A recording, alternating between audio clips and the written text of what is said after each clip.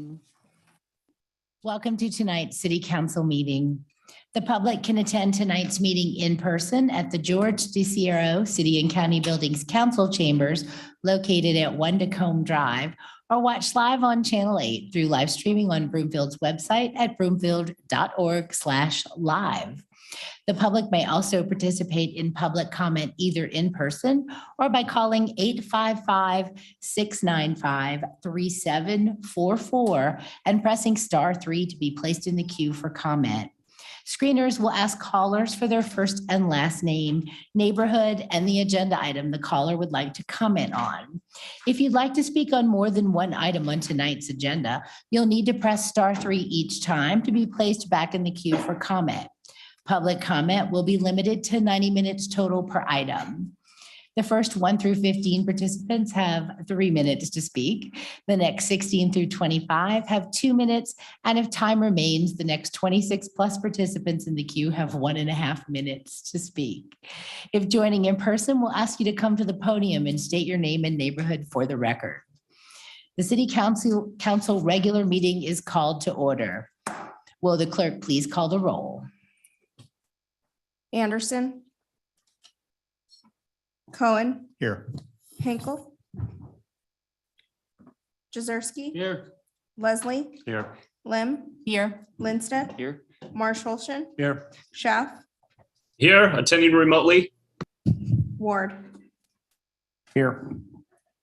Thank you. A quorum is present. Will everyone please rise and join me for the Pledge of Allegiance?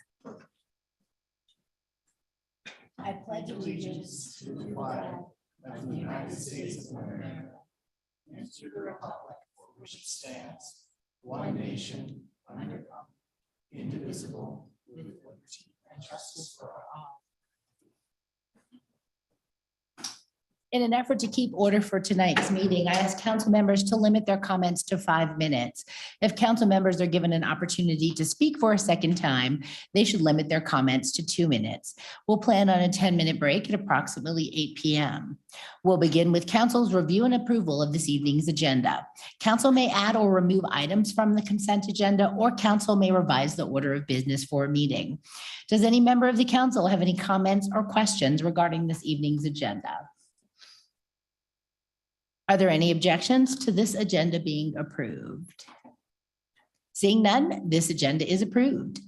This evening, under petitions and communications, staff will present information regarding the 2022 Great American Picnic and Fireworks scheduled to take place on Monday, July 4th at the Broomfield County Commons Park.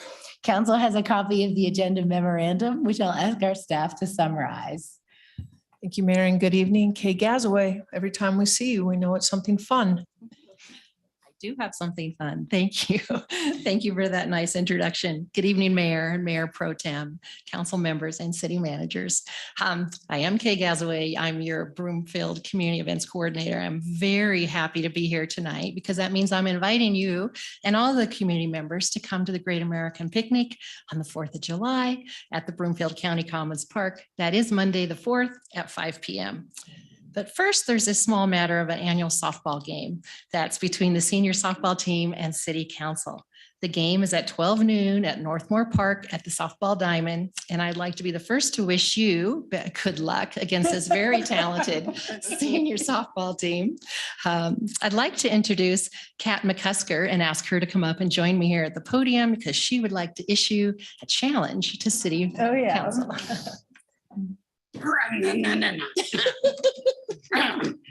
You're even better in person. The Broomfield Renegades senior 70s softball team members who are, dare I say, elderly, although quite dapper and somewhat spry, do hereby challenge the Broomfield City Council members who are presumably younger and sprier, but not nearly as dapper, to an Independence Day game at high noon on July 4th at Northmore Park Field. So, what do you say? Well, it's on. And I love your outfit. Thank you so much, Kat. Thank you so much for coming.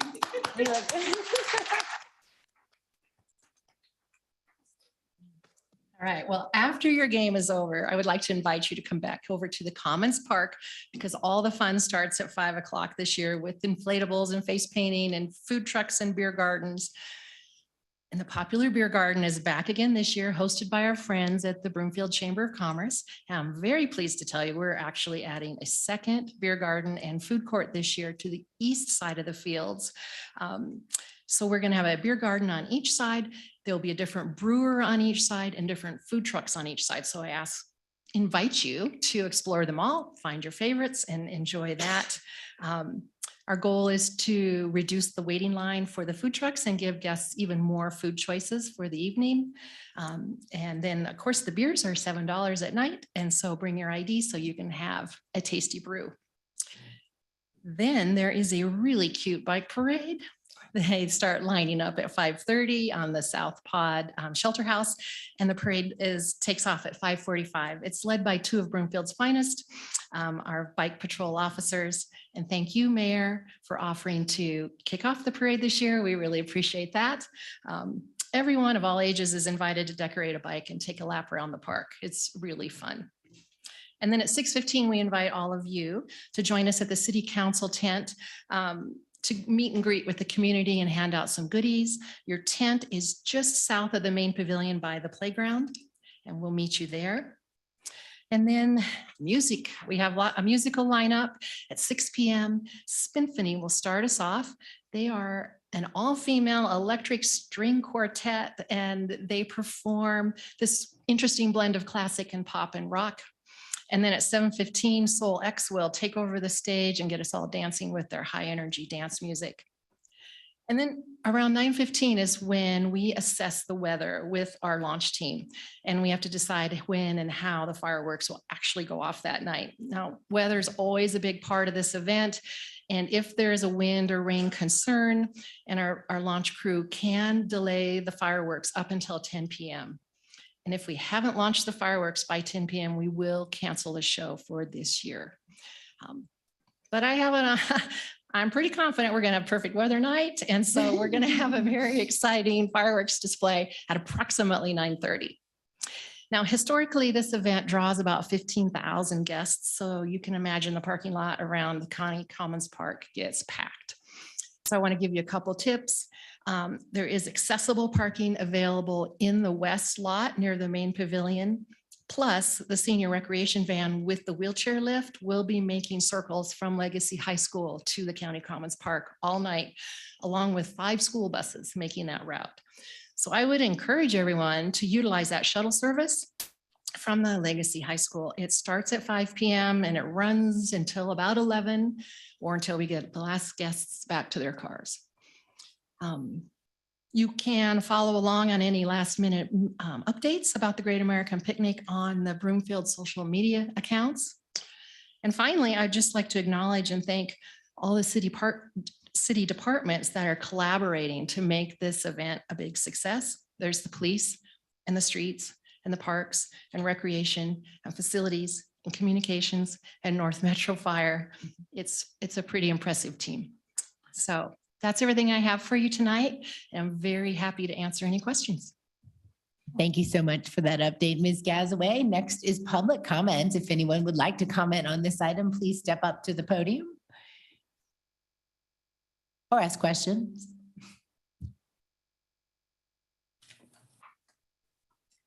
Now, these comments are for the 4th of July. So if you want to wait for general, yeah, hold that thought. Okay. Anybody want to comment on the Great American Picnic? Well, it sounds outstanding.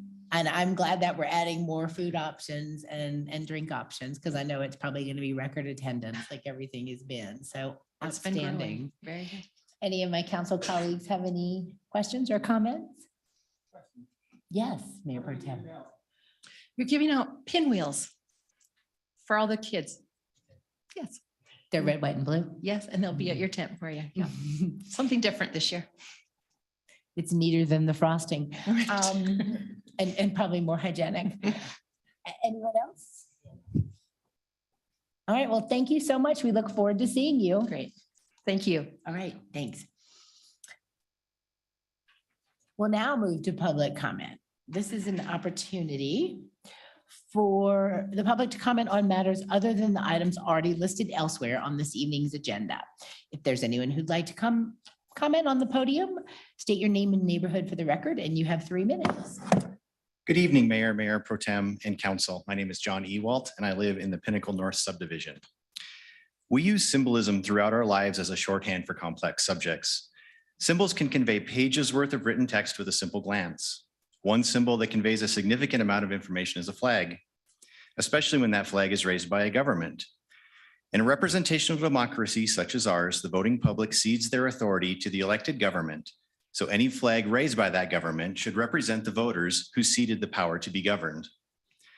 Broomfield currently flies 3 flags year-round: the flag of the United States of America, the Colorado state flag, and the Broomfield city and county flag. These flags are right and appropriate to fly as they represent the elected bodies that have jurisdiction over the population of Broomfield. These flags are also inclusive in that anyone, with very few exceptions, is represented and governed by the governments these flags represent. Whatever your feelings toward these flags, they by their nature represent everyone within their jurisdiction. There are also 2 other flags flown by Broomfield. A flag for law enforcement is flown during National Police Week, and the Pride flag is flown during the month of June. The flag for National Police Week represents the police department, which is part of the Broomfield city and county government. So it is appropriate that Broomfield flies that flag for a week in May. The Pride flag, however, is a community flag that has no affiliation with Broomfield. The Pride flag, by definition, only represents those that self-identify as part of the LGBTQIA+ community. To be clear, my issue is not with the Pride flag itself or those that it represents, but it is only the fact that Broomfield has elevated one exclusive community group above all other residents that I take issue with. Flying a flag is government speech, which, like private speech, is protected, but it also has consequences. Why has Broomfield selected the LGBTQIA+ community as the only community group worthy of representation with a flag outside the city building? What other groups in Broomfield could be recognized by flying their flag in front of the city and county buildings? If we fly a flag for one exclusive group, isn't it only equitable to fly a flag for every exclusive group? I understand the intent of flying the Pride flag, and I see what that flag means to the people it represents. However, the unintended consequence of flying that flag is for the month of June, the majority of the population of Broomfield are reduced in status in their representation. I am not asking that the Pride flag be removed now, but I am asking that the policy that awards one and only one community group as worthy of having their flag fly outside the city and county buildings be reviewed and discussed in a public forum, such as a town hall or a future study session. The only equitable solution, in my opinion, is to stop dividing the people of Broomfield by flying many exclusive groups' flags, but rather we should unify under the Broomfield flag, which is inclusive of all people living in Broomfield. Thank you. Thank you. Is there anyone else? I don't see any online. Well, next is council's community and event updates. Before we begin with council's updates, I wanted to mention some noteworthy sporting news that brings great pride to our community regarding 2 hometown high school baseball teams who literally hit it out of the park at the 2022 Colorado State Class 5A Baseball Championships. The Broomfield High School Eagles and Legacy High School Lightning battled it out in a title game that's been described as a back and forth battle to ultimately end their seasons in 1st and 2nd place in the state in Class 5A. Please join me in congratulating Eagles coach Cale Gilmore and Lightning coach Tyrone Giordano, along with all the other coaching and support staff, and of course, the talented young athletes and their proud families, friends, and fans. We also wanted to take a moment to recognize the son of tenured Broomfield staff, Greg Scott. Greg's son, Noah, just finished up his junior year at Broomfield High. His clutch pitching was critical to the Eagles clinching the title. Congratulations, Noah. And again, to all of the players, coaches, families, and fans. Would any of the representatives here being recognized this evening like to come to the podium and make any comments?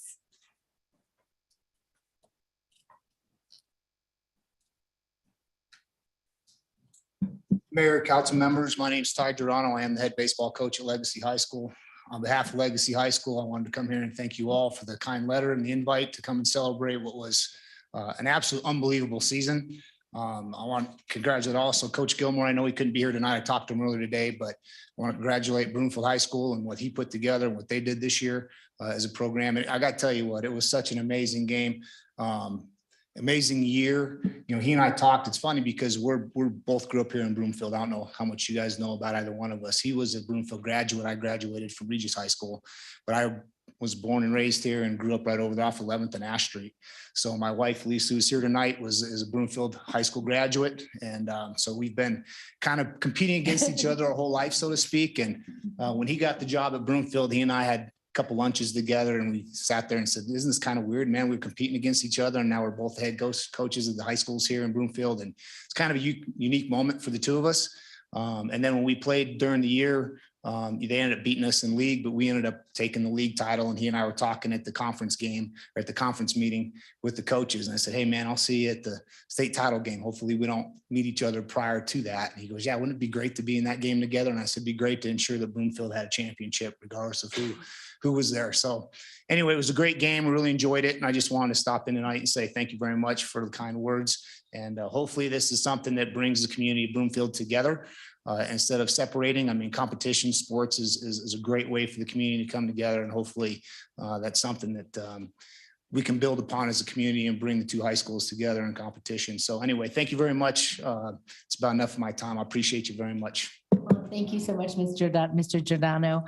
I mean, it even makes it sweeter that you guys have that history here, and to bring those teams together to the championship must have felt even better. Yeah, it was something else. It was super special for sure. It was unfortunate that one team had to lose, which was us, but you know, we did the best we could and hopefully we get a shot at it again. I gotta say one thing though, that softball game between you guys and that woman, that's the game I want to go see. You gotta go watch.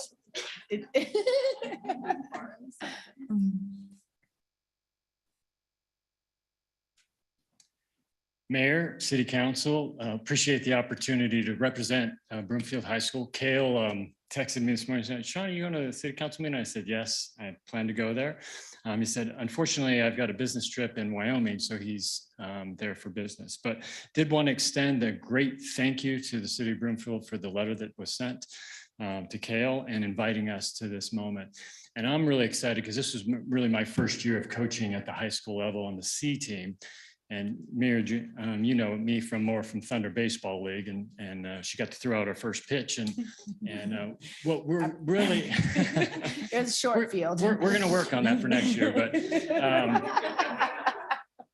but we are excited because we embrace the city of Broomfield. We've got our home here, we've got our hitting facility here, and what we really like is a lot of the kids on both those teams came through Thunder Baseball League at some point in their career. A lot of the players.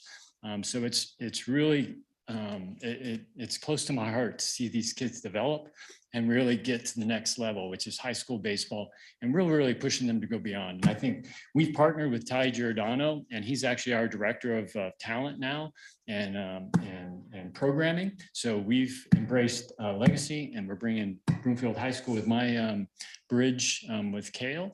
And I'm just excited to see this rivalry continue to get better, and hopefully every year we're meeting the state championship. So once again, thank you for the recognition tonight. Oh, my pleasure. You guys, I don't have any keys to the city, but think of this as your virtual key to the city. If you ever need anything, we'll give you the key. And thank you all for being here tonight. Please pass it along to the players. We're so impressed with what you've accomplished and grateful for the shared excitement and pride that you brought to Broomfield. So thank you. Let's give them a round of applause.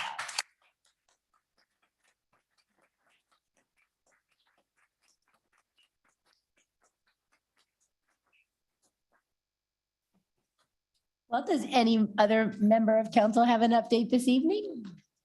Councilmember Marsh-Holshan.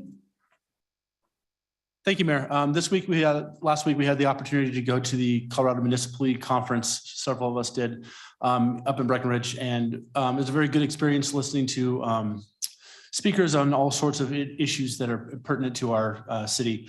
The one session I went to that I thought was very important was an update on the recently passed producer responsibility bill by the state legislature that impacts recycling in Colorado. Colorado is one of the lowest recycler states in the country.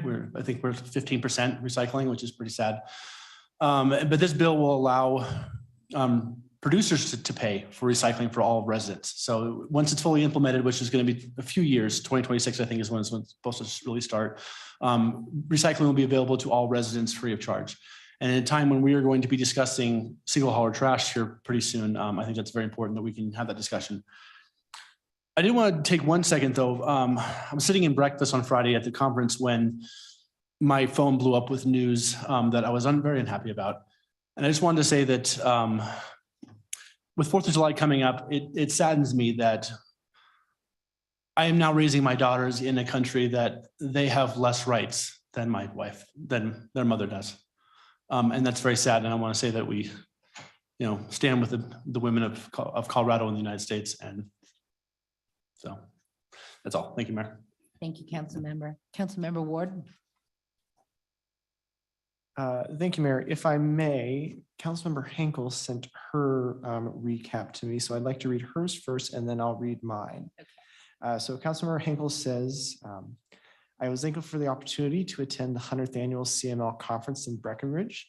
It was my first time attending any CML retreat, and some highlights were the following. Sessions like homelessness, how every community can leverage resources. We were able to listen to the Boulder Shelter for the Homeless, a municipal judge, a policy advisor, and the Boulder Housing Partners. In these programs, one person per day on average is exiting homelessness. They notated that while wraparound services are often highly funded, it's the other wheels that also need to be funded, like affordable housing and access to housing. There was a strong need to advocate at the federal level for funding. Her favorite, which was the American Cities and Immigration Integration, it was presented by Aurora staff. Their program is funded 100% by $400,000 in grant funding that serves thousands of immigrants in Aurora. They have 12 goal areas to include entrepreneurship, housing and home ownership, job skills, English learning opportunities, and other nuanced goals like working with police, fire departments to strengthen public safety and bringing immigrants together in the community through sports. Our own Broomfield Resettlement Task Force applied for a $200,000 grant and started a fund for refugees in Broomfield. While we have been able to raise over $50,000 for our families, we hope to win the grant and consult with Aurora's staff in developing goals and metrics for success for Broomfield's immigrant population. Conclusion, she says, and I got to hang out with some of the best city council members in the state. I fully enjoyed having dinners with fellow council members and watching an incredible winning Avs game with Stan, James, and Austin. After starting council during the pandemic, it's been good for my mental health, and I am so grateful to be able to serve Broomfield alongside these incredible people.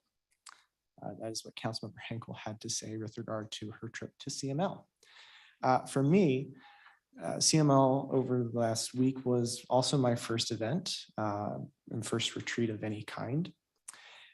Session, I think or the two sessions I found most interesting dealt with community engagement. One dealt with how the city of Colorado Springs was able to rehab Panorama Park down in the southeast portion, which is a less invested portion of their city. And for the tune of $7.5 million, they are bringing Panorama Park up to snuff with an opening date of August 20th.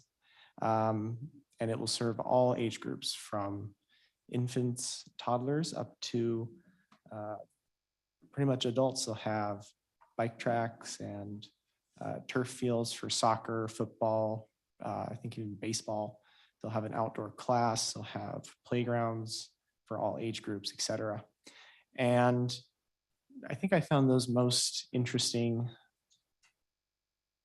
because we are elected to serve the public. We are elected to serve everyone in the city and county of Broomfield.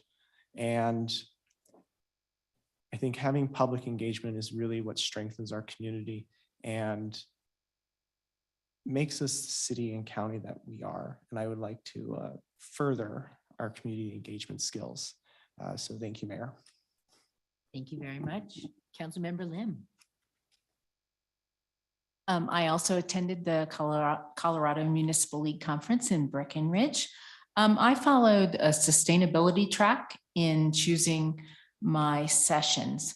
What I most enjoyed was going on a 2-hour Breckenridge workforce housing tour with a small shuttle bus full of local electeds.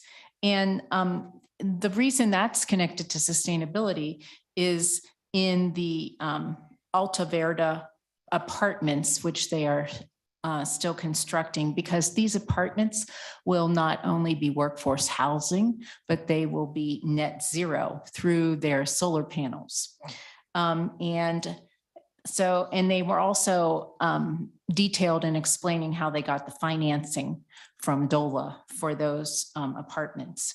Another sustainability session that I attended was climate change and public works. And I'd like to recognize that our own Public Works Director, Kimberly Dahl, was a presenter there. Thank you. Thank you. Any other council member updates? Mayor Pro Tem. Since we're doing this, I also attended the CML retreat last week. And in addition to all the great programs that were mentioned, I did see or attend a great luncheon that addressed the growing issue with lack of water in the West. So it was focused really on the entire West, but also a lot of interesting points on how that impacts us here in Colorado and specifically in Broomfield. So very good program. Thank you. Thank you. Anyone else? If not, I'll go back to Councilmember Ward, who forgot an update on the roundtable. Yes, thank you, Madam Mayor. I forgot to give an update on the June 11th Rocky Mount Metropolitan Airport Community Noise Roundtable that I attended. Councilmember Schaaf was not able to be present at that meeting. In that meeting, we received a presentation from the Executive Director of Operations for Centennial Airport and how they navigated the process of dealing with their noise issues going back to, I think, the late 90s is what they said, and how their community noise roundtable formed, some lessons learned, and kind of some steps that we might be able to take going forward to deal with the noise issues that are surrounding the immediate areas of the airport. Thank you for that. I'm just checking online because we have Councilmember Schaaf remotely. Any hands up, Jake? On the Zoom? Nope. Okay. Well, I also attended the Colorado Municipal League Conference, which we haven't had in 2 years. And it was amazing to be back together with other local mayors and city councils. And the hot topic in the meetings I went to was water. Obviously, it's a big deal to ensure that we have our water supply firmed up as we reach build out. And I left feeling pretty confident that we were in a good position compared to some of our neighbors who hadn't invested early, as Broomfield did with our own reservoir. So that, and then another meeting with the mayors made me realize how we've really been able to fix issues so much quicker here because we're so nimble. We're a compact county, city, home rule, all in one, that we don't have a lot of the same issues as just cities who are fighting with their counties for things and such, or having to get permission. It is the perfect trifecta of efficient governance. So that's how my takeaway was. We have it really good here. And I'm just so excited that, we have this situation. All right, moving on to the consent agenda. Council's consideration of the consent agenda is next. The clerk will read all of the consent agenda items by title, and there'll be one opportunity for public comments and council questions and comments. Will the clerk please read agenda items 7A through 7E by title? 7A, approval of minutes from June 14th, 2022, regular meeting. 7B, resolution number 2022-57, approving the HIPAA compliance plan for the city and county of Broomfield. 7C, resolution number 2022-67, authorizing and approving an agreement by and between the city and county of Broomfield and Straight Line Saw Cutting Incorporated for the 2022 street asphalt patching program. 7D, resolution number 2022-79, appointing the Board of Directors of Highlands Metropolitan District Number 1, City and County of Broomfield, State of Colorado. 7E, resolution number 2022-85, authorizing and approving an agreement by and between the City and County of Broomfield and Luna V Incorporated for Information Technology Services. Thank you. We'll now proceed with public comments. Is there any member of the public that has comments on these agenda items? Please step up to the podium. I don't see any online. Does any member of council have comments on these agenda items? I'm not seeing any there either. Is there a motion by council that the recommendations contained in the staff reports for agenda items 7A through 7E be approved? Councilmember Ward. So moved. Councilmember, thank you. May I have a second? Councilmember Leslie? I second the motion. Thank you. Is there any discussion? Well, Councilmember Schaff is joining remotely this evening. Therefore, we'll use a roll call vote. Will the clerk please call the roll? Anderson, Cohen, Yes. Hinkle, Jazerski, Yes. Leslie, Yes. Lim, Yes. Lindsted, Yes. Marsh Holshin, Yes. Schaff, Yes. Ward, Yes. Thank you. That passes unanimously. We have one item for the Board of Social Services consideration this evening, and now acknowledging review of expenditures and electronic benefit transfers for January, February, and March 2022. The meeting of the Board of Social Services is called to order. I'll ask the clerk to call the roll. Anderson, Cohen, Here. Hinkle, Jazerski, Here. Leslie, Here. Lim, Here. Lindsted, Here. Marsh Holshin, Here. Schaff, Here. Ward, Here. Thank you. A quorum is present. Board members have a copy of the agenda memorandum, which I'll ask our staff to summarize. Director Dan Casey. These 3 months, these updates fly by. It seems like just yesterday we were having the very same conversation. Mr. Casey. Thanks, Manager Hoffman. Good evening, Mayor, Mayor Pro Tem, and members of council. I'm Dan Casey. I'm the Director of Human Services. And I understand you have a pretty packed agenda tonight, so I'm going to try to go through this as quickly as I can, but I do want to summarize for you our quarterly expenditures. And as Manager Hoffman said, we try to come about every 3 months and provide an update on how we're doing our business. And I start every time by saying it's a confusing proposition sometimes because we work off of 3 separate fiscal years. We are in the first quarter on this report of our CCOB fiscal year. We are in the third quarter of our state fiscal year, and we're in the second quarter of our federal fiscal year. So it does become a little bit confusing and difficult to track how money rolls over. I also wanted to acknowledge my phone a friend this evening. Brent Vogue is our fiscal ops supervisor and currently acting as our operations manager while our operations manager is out. So Brent, can you wave hi to everybody?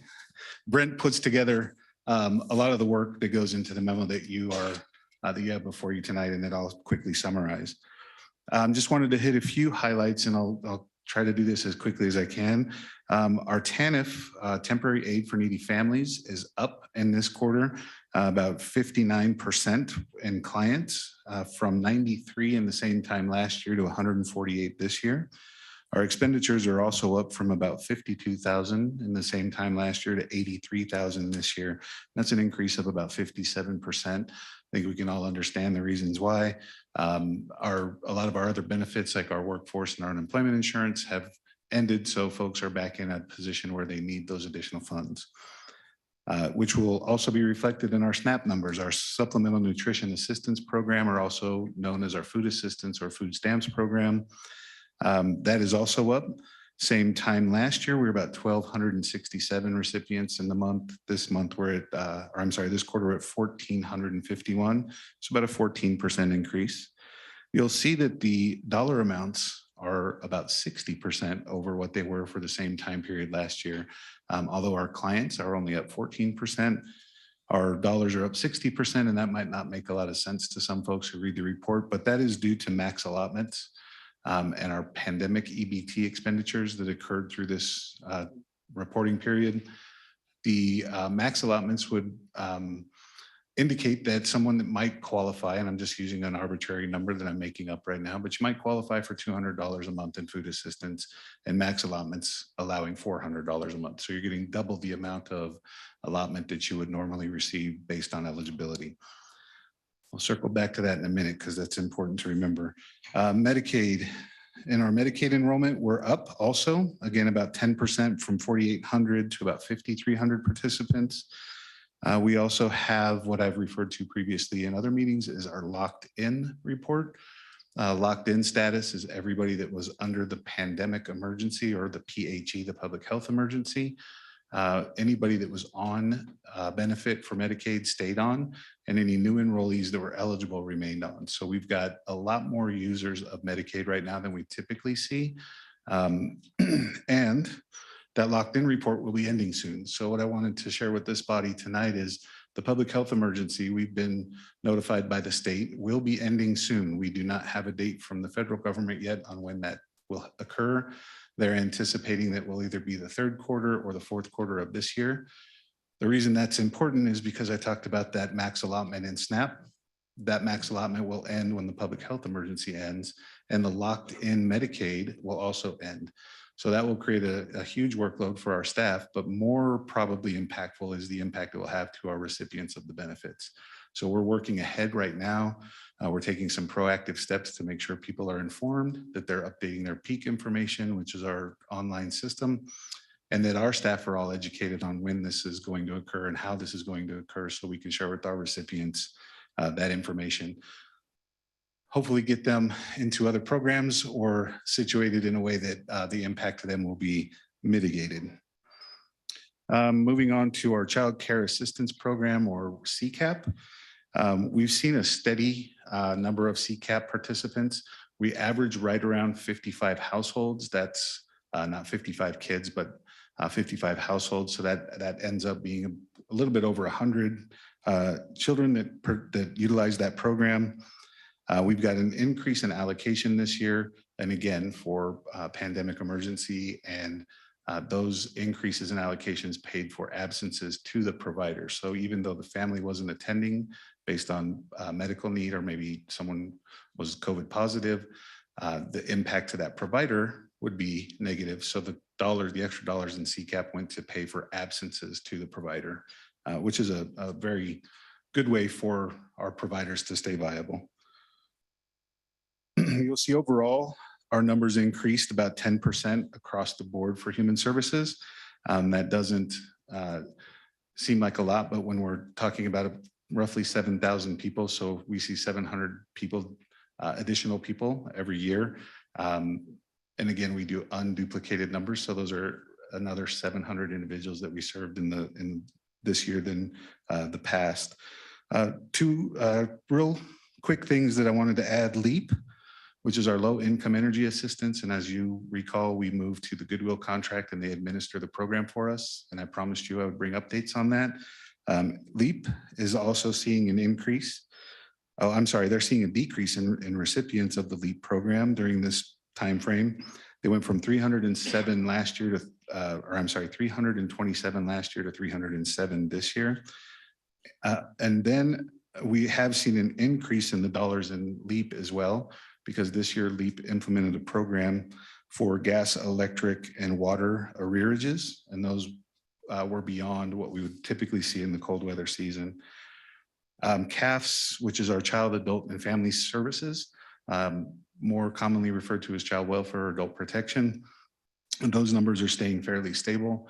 We have increased our we have increased our core services dollars. Again, trying to stay brief, our FFPSA, or Family First Prevention Services Act, has changed the way we do funding for our child welfare programs. So we've put more effort into our core services, which are those preventative services, in hopes that we would not have as many expenditures on our FFPSA expenses, because now we are funded differently and it's based on placement of kids. And last, I promise you, is our adult protective services. We have seen probably the biggest increase in APS or adult protective services over the last couple of years of any of our programs. It doesn't sound like a lot, but we went from 20 a year ago to 34 individuals that we worked with in this quarter, in the first quarter of this year. Our caseworker that we have one full-time equivalent employee that does the casework for that. Their caseload is running about 16 right now, which is even higher than some of our large counties. So we're really working on how do we balance that out for our adult protection, and then also make sure that we're providing the right number and amount of contacts and services to keep our at-risk adult population healthy and maintain their well-being. And that is all I have, and I'm happy to answer any questions. Well, thank you for that update, Mr. Casey. We'll now proceed with public comments. Does any member of the public have any comments on this agenda item? I don't see any online. Questions from the board or next? Any board members have any questions or comments? I lost my Zoom. Let me check. Nope. Oh, Councilmember Lim. I was interested in the large increase in the adult protective services numbers. This was actually also on my mind because one of the sessions I attended at the CML conference was on counties, cities providing services to the increasing demographics of that age group, which all of us across Colorado would be facing. So do you see the increase in adult protective services needs as just part of the increase of our aging, more feeble adult population, or do you see some other trend? Thanks, Councilmember Lim. That's an outstanding question, and you hit the nail on the head. A lot of it is due to the demographics and the aging population in Broomfield.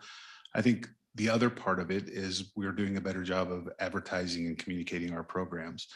Senior Services is one of our partners that does a great job of communicating to folks if there is someone in risk or at risk out there to make a call. We've really promoted our both our child welfare and our adult protection hotline to make sure that folks are calling in when they see somebody in need. So I would say that it's a combination, but it's definitely due to the growth. And I actually have a note here too that our county's aging population continues to grow when we look at the demographic information.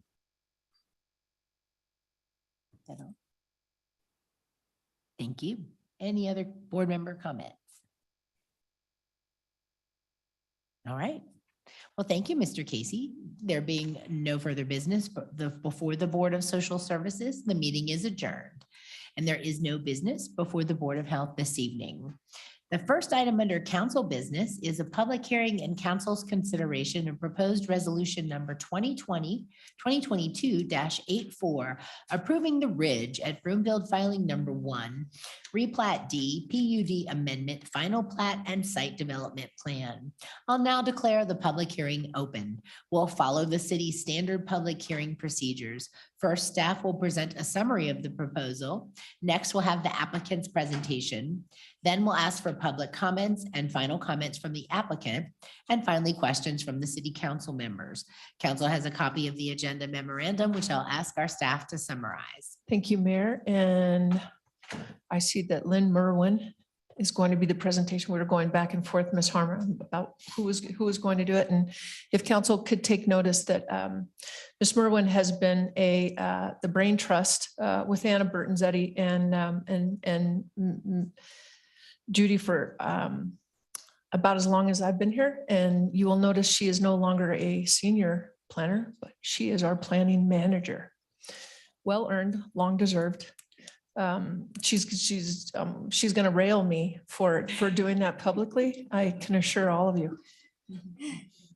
Ms. Forer, thanks for joining us tonight. Will you walk us through this item, please? Happy to do so. Thank you, Manager Hoffman. Good evening, Mayor, council members. The application this evening is for the Ridge at Broomfield Townhomes. First slide, please. The specific request is for an amendment to the Ridge at Broomfield Planned Unit Development Plan. a final plat and a site development plan for 127 for sale townhomes. The subject site is located in Southwest Broomfield in the Ridge at Broomfield subdivision at the southeast corner of Ridge Parkway and George Parkway. The property is 5.7 acres in size and is governed by the Ridge at Broomfield Plan Unit Development Plan. Next slide, please. The property is designated as mixed-use commercial within the Broomfield Comprehensive Plan land use map. The primary uses within the designated land uses include commercial, employment, and residential. The proposal is consistent with the land use map designation. The proposal is also consistent with the land use assumptions in Broomfield's long-range financial plan. Next slide, please. The proposed PUD amendment applies solely to the subject 5.7 acre development site.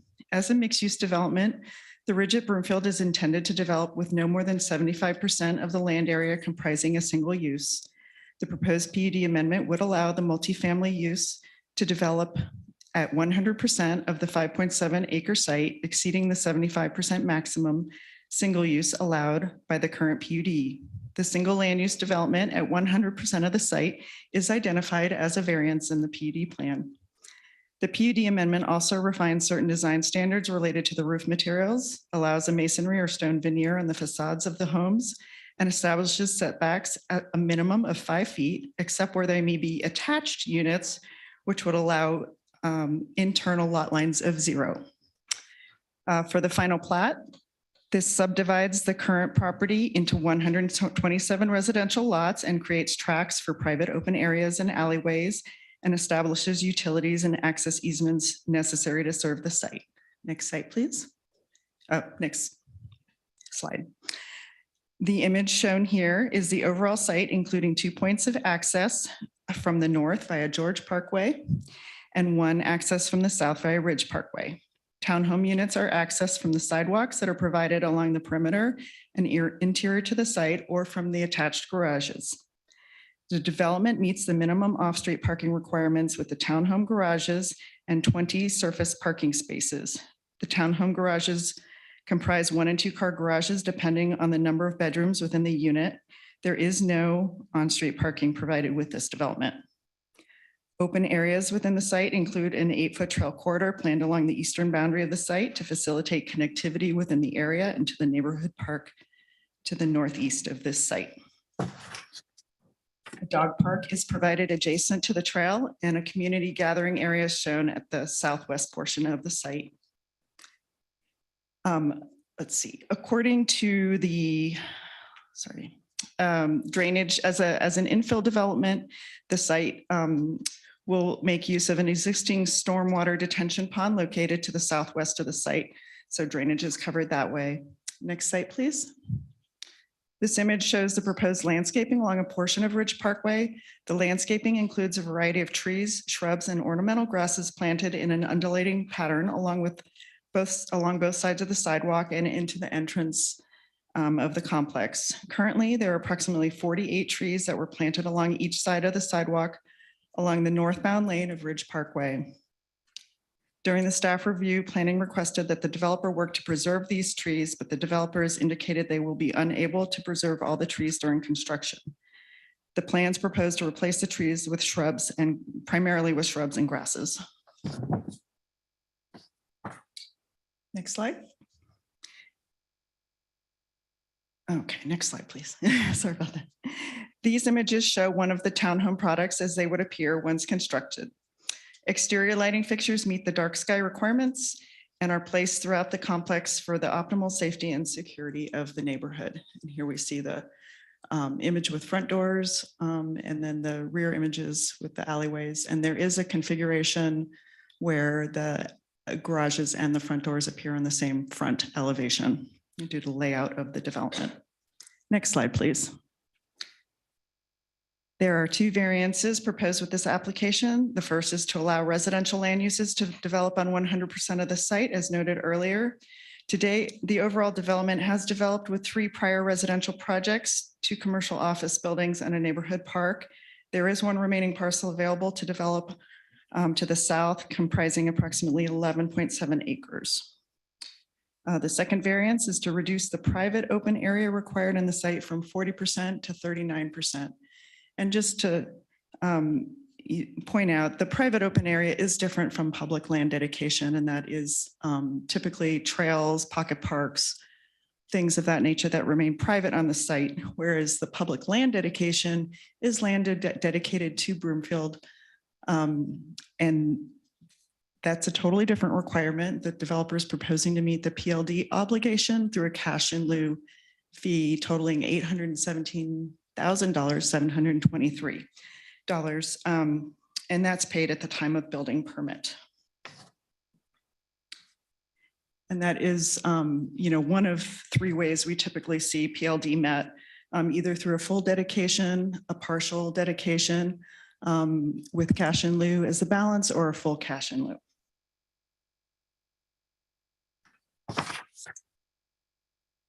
Let's see, sorry. The developer proposes to meet the inclusionary housing requirements through cash in lieu payment. This approach is different than originally proposed at the concept review stage, when the project was expected to provide approximately 14 affordable on-site units. The alternative approach to paying a cash in lieu fee is permissible option through offered by code, and the housing fee is calculated at the time of the building permit and factors in the estimated sales price of the properties at that time. Staff has not identified any key issues with the proposal. There is a subdivision agreement that has been prepared and executed by the developer. The agreement provides for the orderly installation of public and private improvements, the payment of certain fees such as the inclusionary housing and PLD fee, and disclosures to the future home buyers of the proximity of the site to the airport and Broomfield's detention and training facility, as well as the obligation for maintenance of certain common areas. The Land Use Review Commission reviewed this application on May 9th and recommended approval 4-2 with a condition that the applicant consider an increase to the 15% brick veneer required on the building facades. The application has not changed their application, citing the increased cost to do so. Noticing was accomplished per the requirements of the municipal code, and this concludes my presentation. Thank you. Thank you very much, Manager Merrill. Next is the applicant's presentation. Just as we ask our staff to keep their presentations brief, I ask the applicant to be concise in their presentation. And will the representative please identify themselves for the record prior to beginning your presentation? Yes, good evening, Mayor Pro Tem and council members. Alan Cunningham with PCS Group, 200 Calumet Street, Denver, 80223. First off, on behalf of Remington Homes, wanted to thank you all for being here to consider this application. And also a quick thank you to the Colorado Avalanche for winning on Sunday. So they're not playing Game 7 right now. Next slide, please. So a little bit about the applicant. Remington Homes is a local home builder based out of Arvada. They, between them, have over 50 years of successful home building, mainly focused on the west side of the metro area. And I think over 100 years of management experience with their senior management staff. Next slide, please. Just a slide showing you a list of some of the different projects that Remington's been involved in since their inception. And as you can see on there, they've built over 3,000 homes and developed over 6,000 lots during that time. Next slide, please.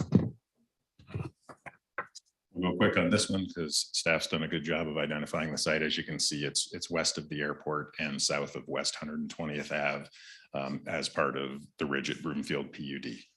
Next slide, please.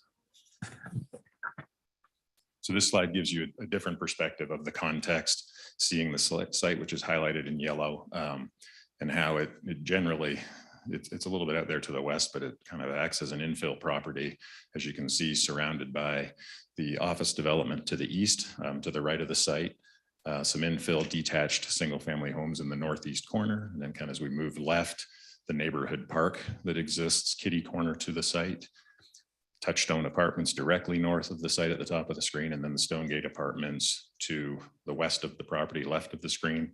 And then, as staff mentioned, there's a vacant parcel of about 11.7 acres remaining within the Ridge at Broomfield. Next slide. So as mentioned, it's part of the Ridge at Broomfield PUD.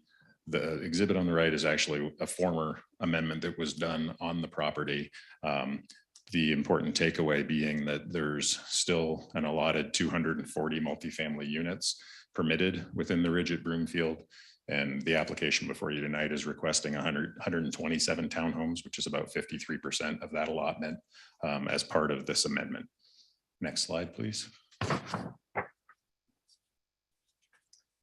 So this site, as staff mentioned, highlights where Lot 5 exists, which is in the southern portion of the PUD, and the amendment request that we have in only affects that lot, not the remainder of the PUD. And then as mentioned within there, there's the request is to allow 100% single use type within this parcel, because obviously given the small size of it, to mix in different uses would be difficult. It adds in some bulk and dimension standards that are applicable to townhomes. And then the two other requests were the slight reduction from the 40% open space down to 39, which the plan is currently proposing. And then an amendment to reduce the amount of masonry, which is currently in the PUD at 50%, and the request is to reduce it down to 15%. And I'll touch on that again in a moment on a different slide. Next slide, please. So this one, plan view of that bird's eye that you saw before, showing how the site kind of is infill between all these other uses, and showing the proximity to the park to the north, which, as you can see, the park and trail corridor to the north of that park equates to 6.7 acres as compared to our site, which is 5.7. So we're excited about the amenity potential of having this neighborhood park that is an amenity for any of the people in the Ridge at Broomfield. And then also to the south, you can see an existing community garden in the community. So with this graphic, I think it's clear why staff had asked for us to include a regional trail connection on the east side of the property between that community garden to the south and up to the neighborhood park to the north. Next slide, please. Just a couple images from out on site showing you the neighborhood park as it exists today. Next slide, please. So same scale as the other one where we've overlaid the proposed development on this parcel. Again, just to show it in the context of the surrounding development and what's there, that it does act sort of as an infill site. And then you can also see on the very bottom of the page where that 11.7 acre remaining parcel is that's owned by others and slated for future development. Next slide, please. So zooming in on the site, these are proposed as all for sale townhomes. There's two different product types that you can see by the color scheme. So the lighter colors interior to the property are what we've been calling the back-to-back townhomes. Those are the ones that were mentioned as functioning sort of as front loaded with the front doors and the garage doors on the same side of the units. And then the more orange colored buildings around the perimeter that front to George Parkway and Ridge Parkway are more of what you might envision as a traditional row home with the front doors and front architecture fronting those streets, and then alley loaded garages in the back. You can see the approximate unit split. It's about a third between 1 bedroom, 2 bedroom, and 3 bedroom units, a little bit skewed to the 1 and 2 bedrooms, a little higher percentage. And you can also see the unit size breakdown, which is a little under 900 square feet on the small side, up to about 1,600 square feet in the 3 bedroom units. Next slide, please. As mentioned, Remington's committing at this point in time to meet the affordable housing component through cash in lieu. But with that said, they'll continue to work with the HAC, as I'm sure all of you know. Construction costs, supply chain demands, everything's thrown a wrench in construction costs currently. So at this point, committing to meet that with cash in lieu is allowed by the ordinance, but they'll continue to work with HAC to see if there's a way to build those units by the time they get to building permit. Next slide, please. Remington's committed to sustainability in their projects. On this one, the homes that are included will be Energy Star certified. They'll also be Air Plus certified, and they'll be HERS Energy Efficient certified by a third party that studies the units. They'll also be wired such that all of the garages will be EV capable, and a number of them, I believe it's 13 right now, will be EV ready for charging stations in the garages. And then we're also including an EV charging station on site And there was some mention of water earlier from the CML, and from a water conservation perspective, we're definitely looking at that. And interior of the units, things like tankless water heaters and low flow fixtures will be used. And exterior, we're doing xeric landscaping, minimizing the amount of turf to the amenity area in the entrance. And then there'll be efficient drip system for the rest of the landscaping. Next slide, please. So as was mentioned, one of our requests in the PUD amendment is a reduction from 50% that's required in there currently for masonry down to 15. And we believe this request is not unfounded. The images shown here are the built Richmond Cityscape single-family detached product that's beside the neighborhood park in the northeast portion of the community. As you can see in the image on the right, there's no masonry on the sides of the buildings, nor along the back of the buildings down the alley. And the image on the left does show masonry integrated on the fronts of the units. I don't know the exact percentage, but if you look at it, it's probably 25 to 40% along those fronts. And so when you view them as a whole, again, I don't know what the exact percentage is, but it's clearly greatly reduced from 50%. And if you sort of just add up the perimeter of the building without that masonry on the backs or sides, I would suspect it's more in the 10% range. But with that said, I think it's also an attractive product that integrates masonry within the architecture style. And we believe that with that precedent, we want to do the same thing and view that the masonry should be viewed as part of the architectural design and the aesthetic, not trying to achieve just an arbitrary 50% that was in the previous PUD due to the additional costs that it would bring. Next slide. So I'll just quickly run through these. These are the back-to-back units. You can see the articulation on them, the incorporation of private patio spaces, the mix of materials with masonry on the lower floor, and highlighting the entrances. Next slide, please. So these are the ends of those back-to-back units. Again, with stepping and articulation, the balconies, the masonry highlighting the entrances, as well as wrapping the corners on the lower level. Next slide. These are the tandem townhomes, we call them, more of the row home, where the front of the elevations face the street. So you can see that base layer of masonry as well as the accents around the doors, identifying where those front doors are. And again, the stepping and articulation horizontally and vertically to add to the aesthetic of the units. Next slide. These are the rears of those townhomes, masonry on the base layer around the garages. These are the ones that are on the alley. And then some more stepping and where the patios fall close to the end units. And next slide. And these are the sides, kind of the end of the tandem buildings, masonry wrapping on the base layer again, the articulation, especially near the front corner. So there is quite a bit going on, even for such a small elevation being the side. Next slide.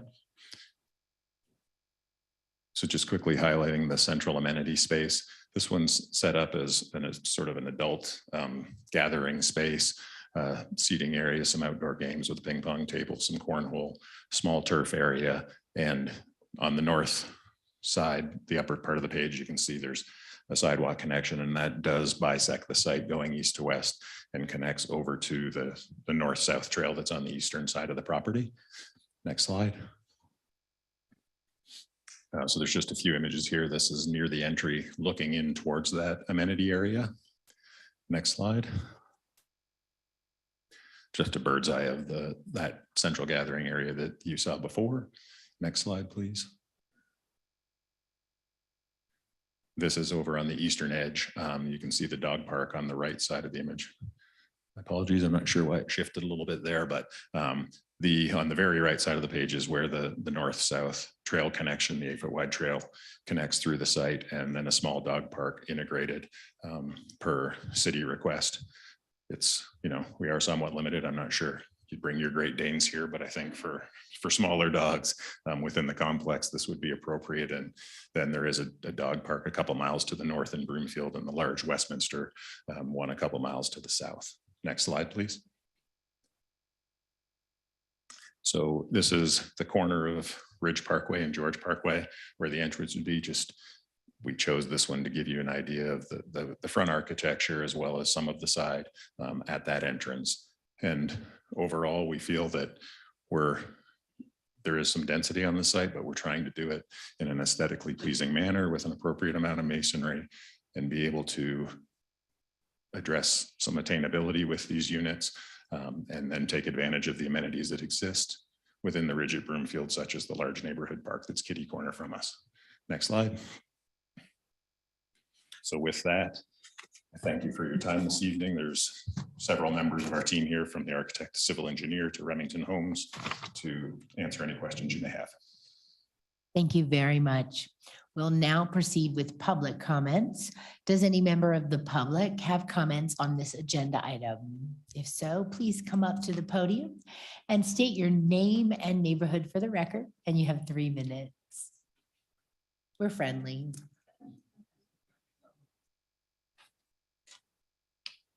I'm Chris Smith, my wife Helen. We live in Cityscapes. We just moved to Broomfield. Thanks for allowing us, council, mayor, staff, to address these neighborhood concerns that we have regarding the Ridge's proposed townhomes. Our neighborhood in the Ridges district seeks to maintain our precedent of green open environment. It's been cultivated over 22 years. The existing properties are low density and include a dedicated public trail along 128 in the green fields of Ridge Park. Even the office buildings in Broomfield Detention Center, our neighbor, are greened out with generous setbacks, mature trees, shading wide walkways. The Ridge's proposal is out of tune with our neighborhood. They propose to reduce setbacks to the street from 25 feet to 5 feet. 5,000% change.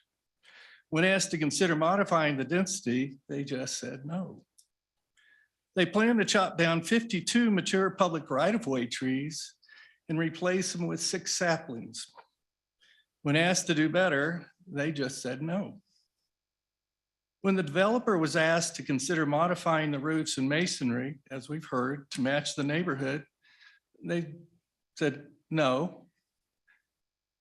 When asked to include low-income units, they said, no, thank you, we'll write a check if we build it. The proposed density for the Ridges townhomes exceeds any property built in the neighborhood. Furthermore, the remaining 11-acre vacant tract holding the community garden would be limited in the future as to how many units could be built there. On June 20th, Ms. Hammer's email to me stated the proposed units would be between 889 and 1514. In the planning summary, it says something different, maybe 600 square feet, but I guess it's going to be the larger. In any case, the compact units are small. How small?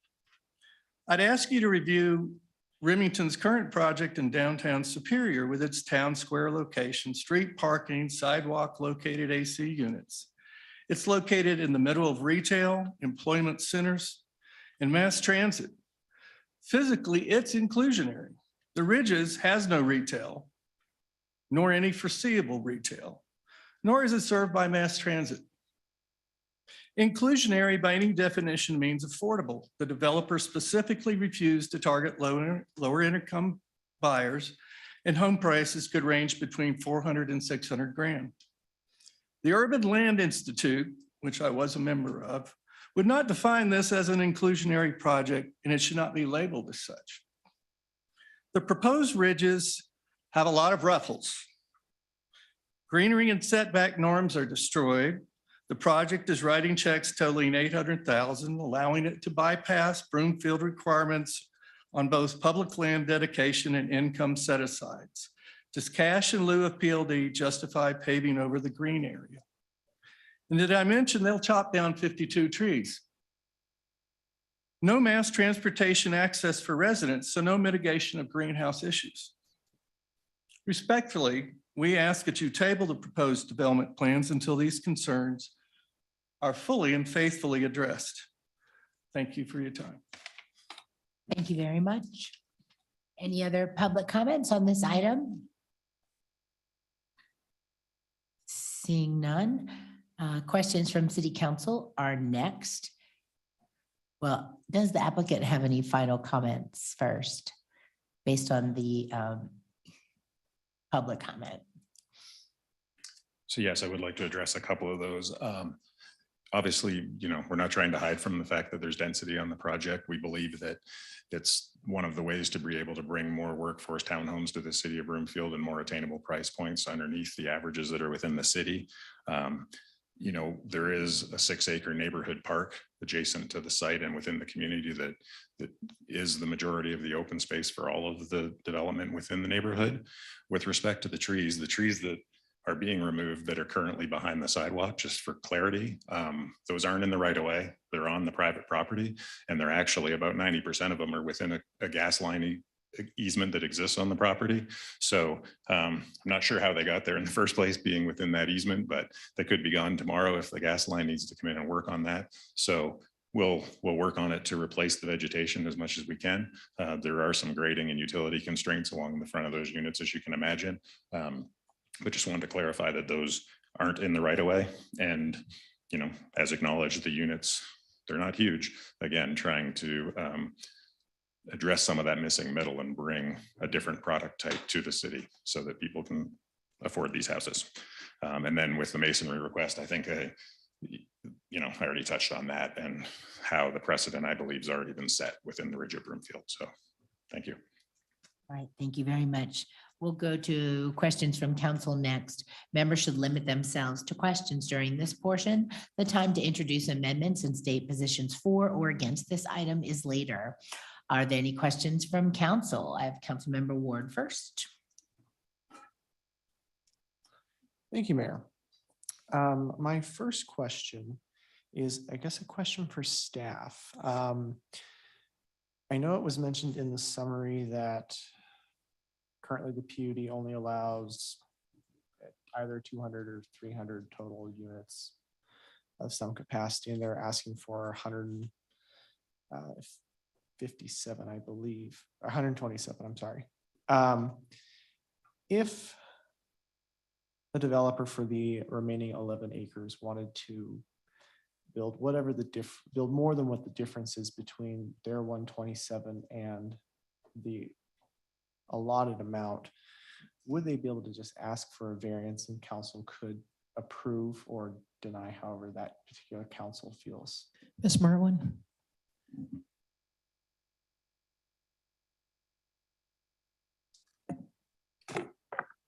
They could either propose to amend, the best way to do that would be to propose to amend the PUD, probably just a PUD text amendment to request additional units on the property to the south.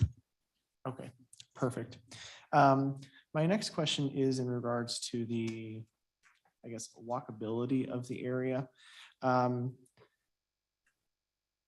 ridge is not very well connected trail-wise to the rest of Broomfield on the south side.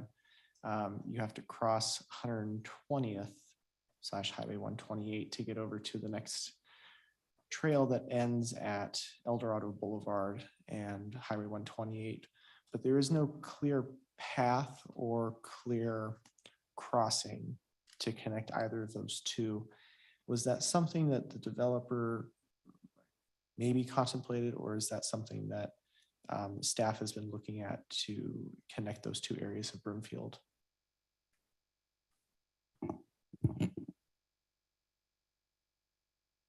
Ms. Merwin?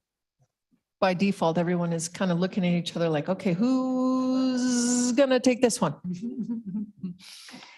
Yes, when the ridge, the residential developments on the north side of the ridge developed, each of those put in their portion of the trail along the south side of 128 there. And it does end on the east side of the ridge. And then the property, at least on the south side of 128, is no longer in Broomfield proper. That's the Verve property, the property known as the Verve, which is in Jefferson County, so we don't control that. There was a plan at one point to have a regional trail along that whole corridor, but I believe that's been tabled at this time. So we're really at kind of the mercy, for lack of a better word, of the Verve to do their part of any trail along or sidewalk along Highway 128. I have heard that CDOT has some plans to widen 128 and to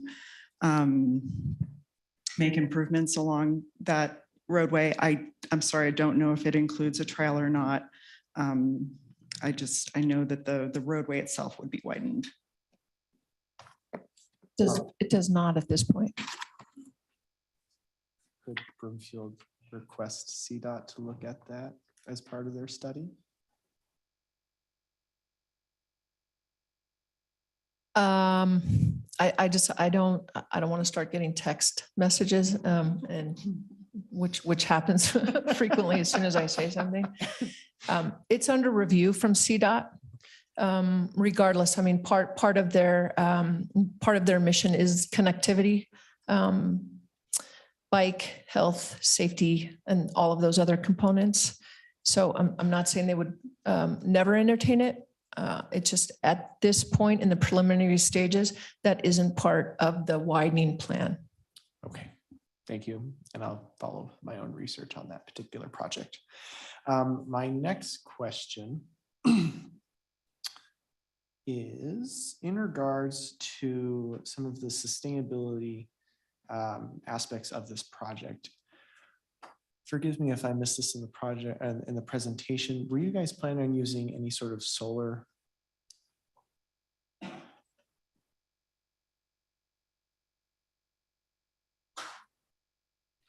So the current plan is not to provide solar, but the electrical design and the houses will be wired such that they could be added at a later date if the homeowners so chose to do so. Okay, is there a particular reason why right now you chose not to put that in right off the bat? I'm guessing it's probably just cost.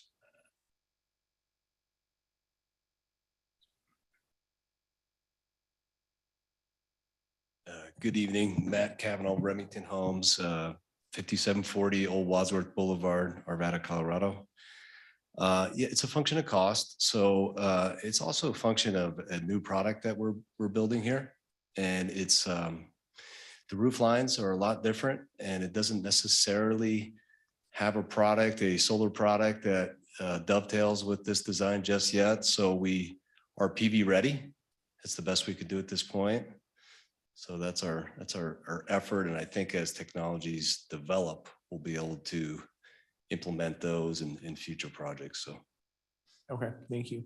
My next question is in regards to the EV ready charging stations. And I think you said all of the garages, or at least most of them. I'm going to mess this up, but they're all capable. Yeah, EV capable. Correct. Yep.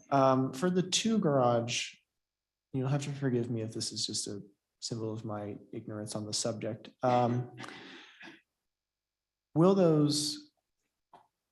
Will the charging infrastructure be able to support 2 cars charging at once with how you have set up the, I think 200 amp?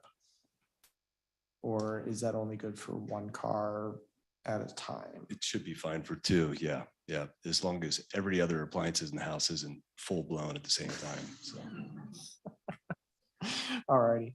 I think for the time being, that is all my questions, Mayor. All right. Thank you. Councilmember Cohen. Thank you. I just had a couple of questions to clarify, but one real quick one. What does EV capable mean?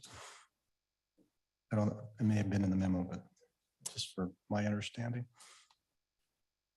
It means that the unit's wired such with proper amperage and voltage so that the plugs in the garage can handle a charger. It has a 220 in the garage. Yeah. That's what there is, a 220 outlet. Yeah. Okay. Thank you. I did want to, in reading the memo, wanted to echo, I think, something the speaker mentioned. Maybe this is a question for staff. There's a reference in terms of the public land dedication. The memo says, given the size and location of the property and the amount of on-site dedication required, the city and developer negotiated 100% cash in lieu contribution. And I'm just curious, why would we want to go that route? It is a high density development of townhomes, meaning people who don't have any yards. And so to me, it doesn't necessarily reflect the spirit of what we like in Broomfield, is that there be some green space.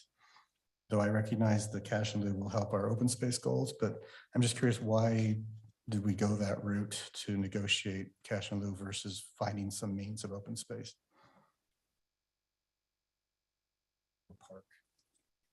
So I can speak for the city's part, the staff part.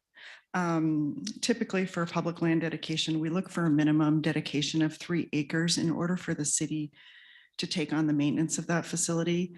It's just not efficient for our staff to come out and maintain a half acre publicly dedicated parcel or a 1 acre parcel.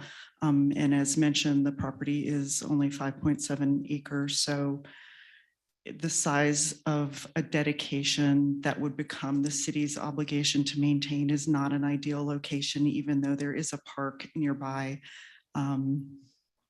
It was felt that the park could serve this neighborhood, and quite honestly, if there's to be more land made available for open area, that would be best preserved in private maintenance and ownership. And, you know, there's nothing wrong with that. Staff wouldn't object to that. Is there a formula for how many, the size of the park is to the above it?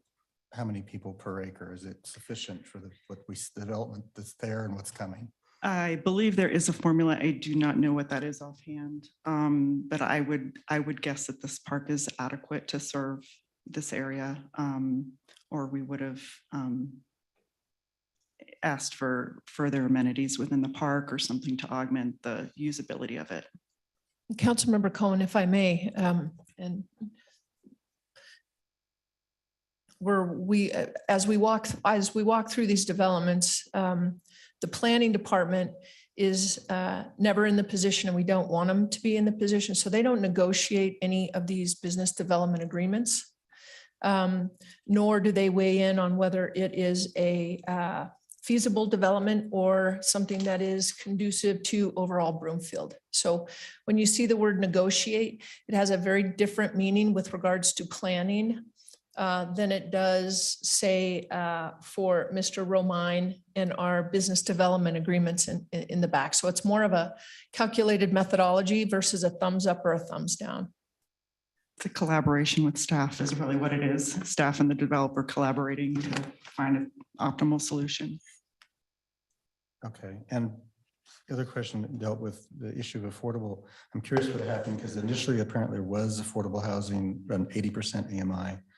The Housing Authority made a request or suggested that they'd rather not have it all be 1 bedroom. And then here we are with no affordable housing and granted a cash in lieu payment, though the concern there is obviously if you built the affordable housing, it would happen a lot quicker than what the Housing Authority can develop.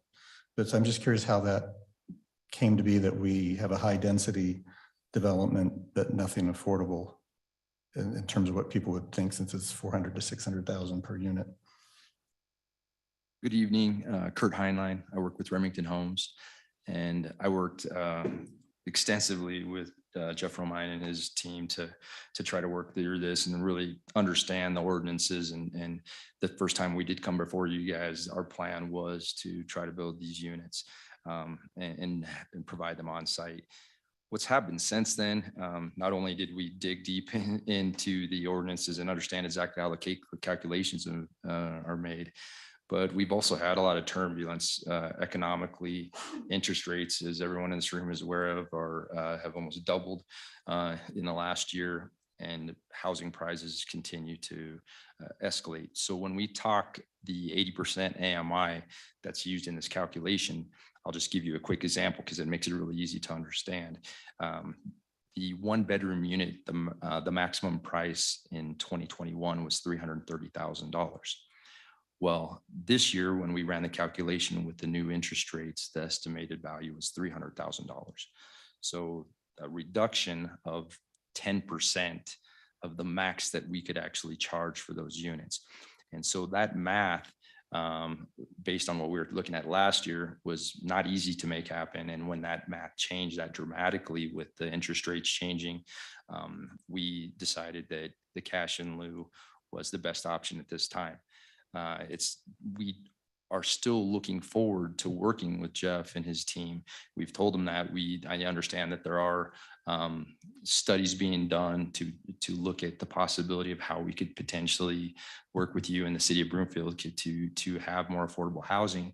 And the fact of the matter is that when you look at the cash in lieu, we can pick that option and be approved, hopefully. And we wouldn't necessarily have to come back to city council for any type of approval.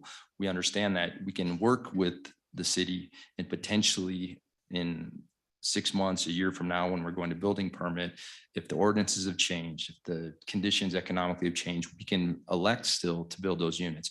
So we're not taking it off the table, and we still are interested in working with the city to do that. But based on the turbulences I discussed on the economic front, that's really why it has gone sideways. Thank you. And just one follow-up for staff, just on the previous question, just for my edification. Since there's another parcel that probably will be developed, how do you avoid the scenario where each parcel is too small to have a public land dedication, so we end up with none? When in total, if they've been developed all together, there would be something. We discuss it at the concept review and get a really clear indication of what's desired. But yeah, if we know that it's important to council to have an additional park out there, we can make that a priority moving forward.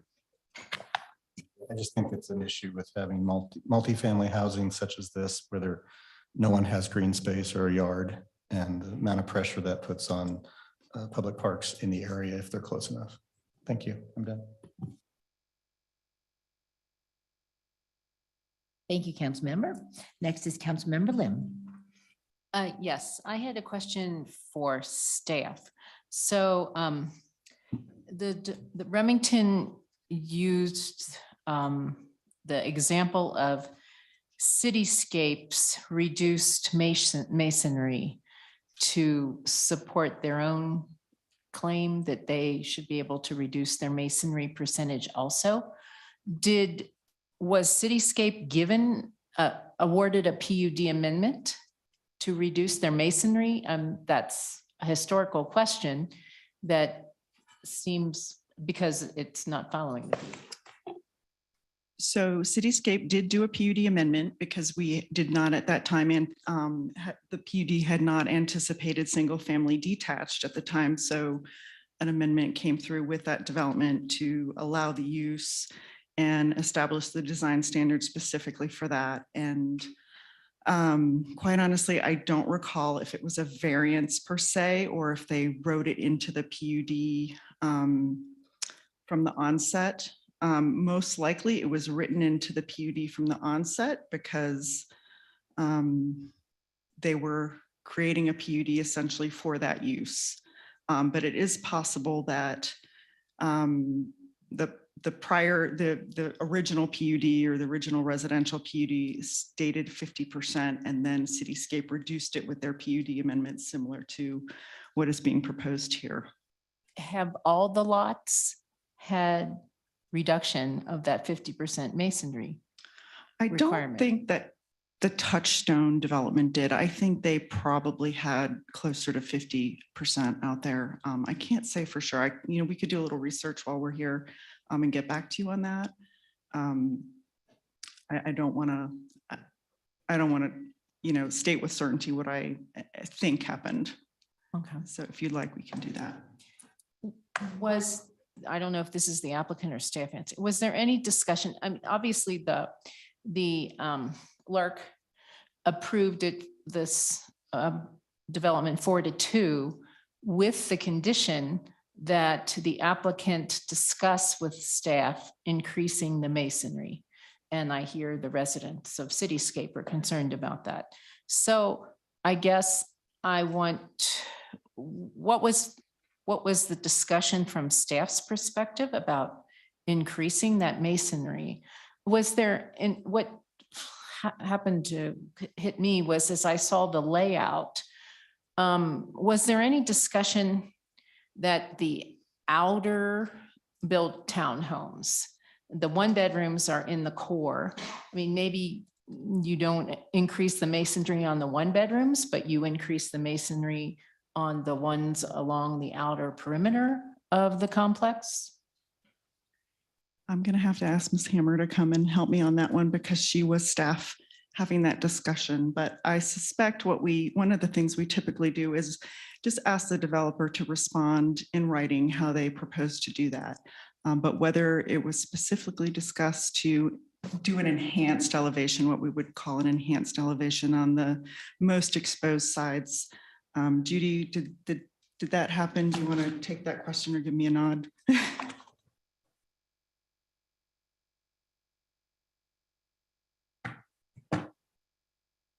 During the review, with Andrew Collins, who was the urban designer, he did make comments regarding design of the buildings to try to get them into compliance with the PUD design guidelines. Okay, thank you.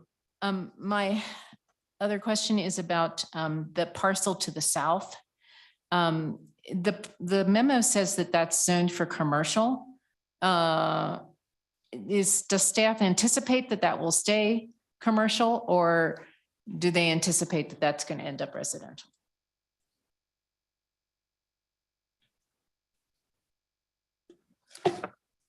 Well, before this week, I would have anticipated it would go commercial. I mean, stay residential, sorry. However, we did get a pre-application request this week for, I believe it's a flex light industrial type building. So that's an indication that someone is interested in doing that use on that property. Whether that goes forward or not is hard to say at this time. Okay, thank you. Those are my questions. Thank you. Any other council member questions at this point? Don't see any online. Oh, there you are, Councilmember Schaaf. Thank you, Mayor. And thank you to the applicant for being with us tonight. So I have a couple of questions for the applicant as well as staff. So this is probably more of a question for staff to start out with. How does the increase from 75% to the 100% single use impact, single use going to residential only, impact the long range financial plan? That I'm not quite sure I was clear with that in the memo. Thank you, Council Member. The increase would not impact the long-range financial plan because the overall PUD and PUD amendments covering the site allow for additional residential. So those assumptions factor in the residential, and it's adequate to for the assumptions in the long-range financial plan. So we don't see an impact there. Okay. Yeah, and I mean, I guess with this project, I've always looked at it as the possibility of a mixed use project. And we've continued to get single use projects here in this area. And so, I'm curious, from the developer standpoint, why we didn't get, more of a mixed use project for this lot.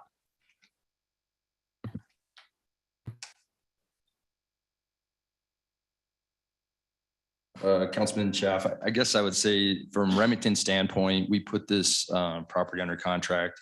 Remington is a residential builder. We've never actually built any other type of product. So for us, when we targeted this site and put it under contract, the intent was always to do 100% residential. Okay, thank you for that. This is more of a question for staff. Council's heard a lot about the number of residential units coming online in the next 2 to 3 years. And I was curious, are these units accounted for in those numbers that we've heard about in the past months? Councilmember Schaaf, they are not. Okay, so when it's a minor blip, right? So when we're talking about 6,000 units coming online in 2 to 3 years, this is another 175 or so. So it's a small blip. And this kind of goes with my next question, which is one of the primary issues the Broomfield community is concerned about is open lands. This decrease is just 40% down to 30%. So it's just a minor blip. And I just wanted to get confirmation from the developer. Can you make that 1% happen, or is this just not going to be something that you can do? guess I would respond to that, Councilman Schaaf, in the following manner. There's a couple things that are kind of intermingled here in this conversation. And one is the density question, and the other is open space and affordability. And we actually talked about this extensively too with the Alert Commission and the question about the affordability.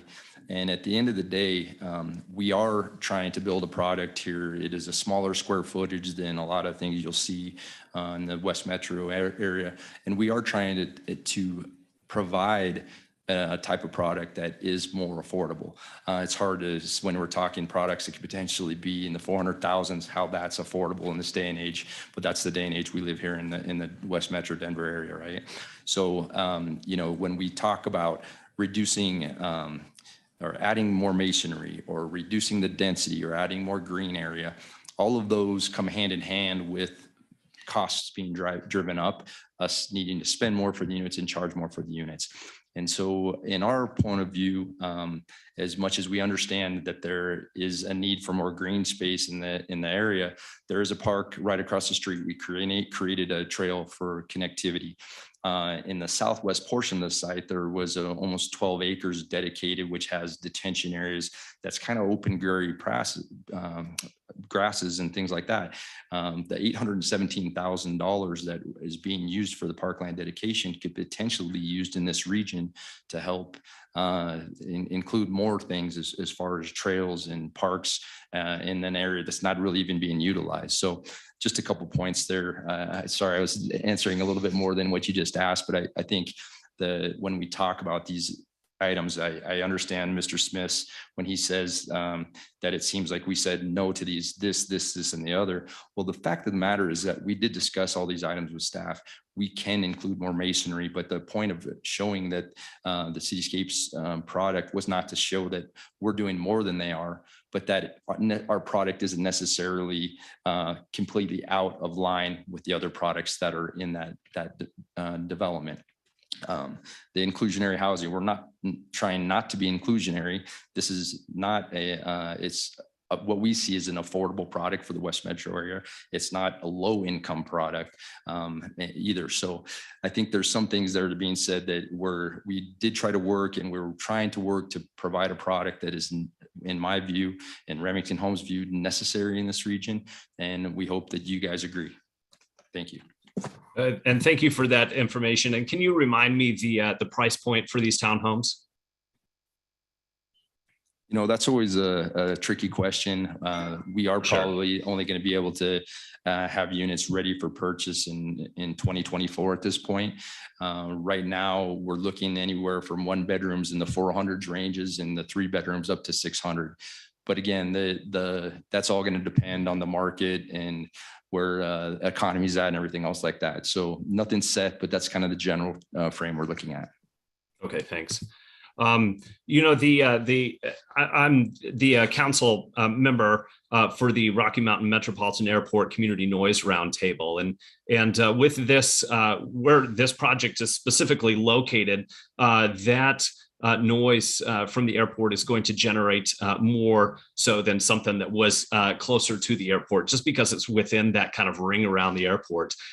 So I appreciate that the developer is going to be committed to enhancing the sound mitigation measures. But I guess the piece that I'm wondering about is the disclosure, and when that disclosure is going to be delivered to those prospective buyers. Is it going to be delivered up front when those buyers go to look at these townhomes, or is this something that's going to be buried within their closing documents, which potentially they aren't going to see until it's too late for them to make a critical decision on their purchase?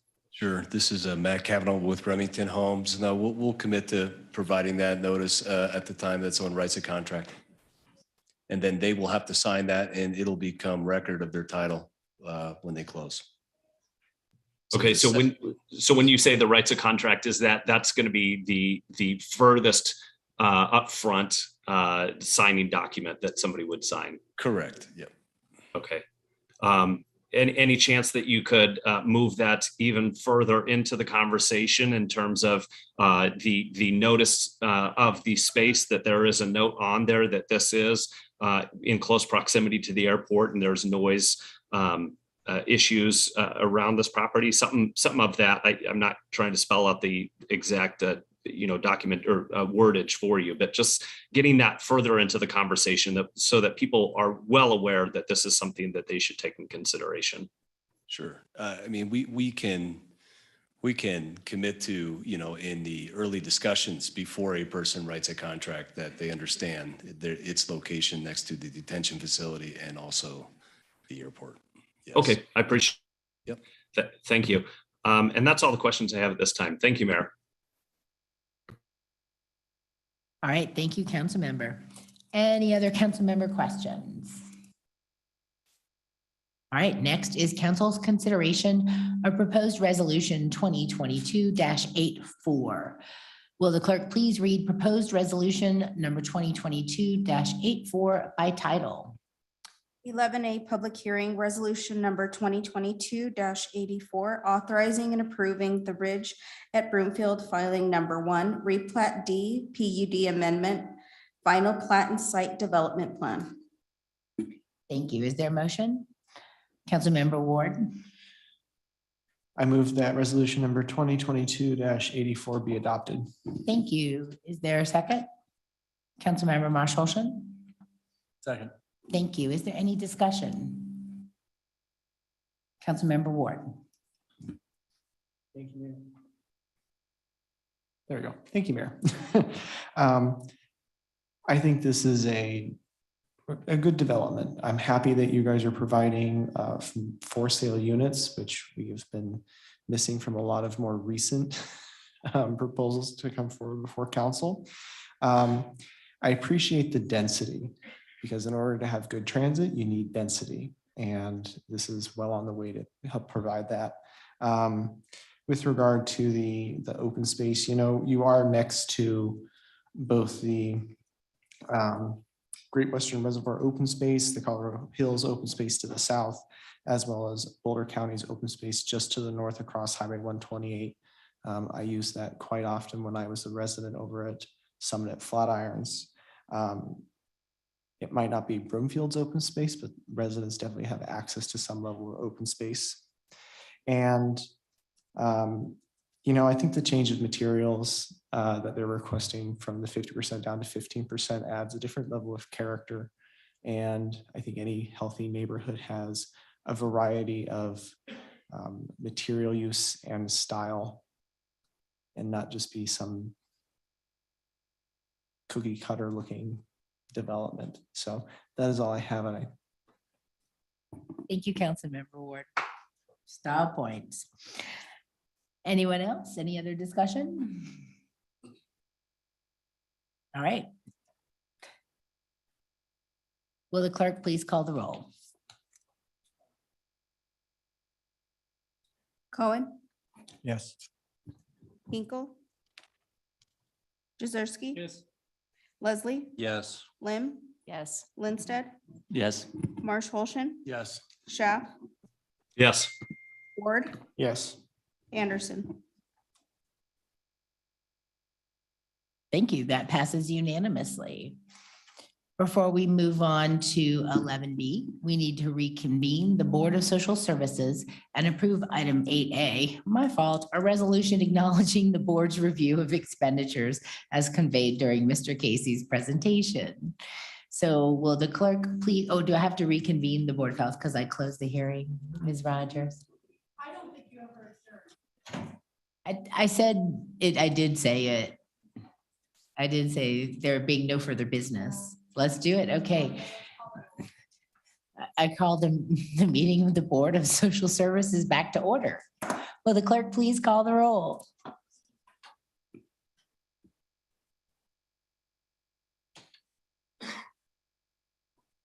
Cohen, Here.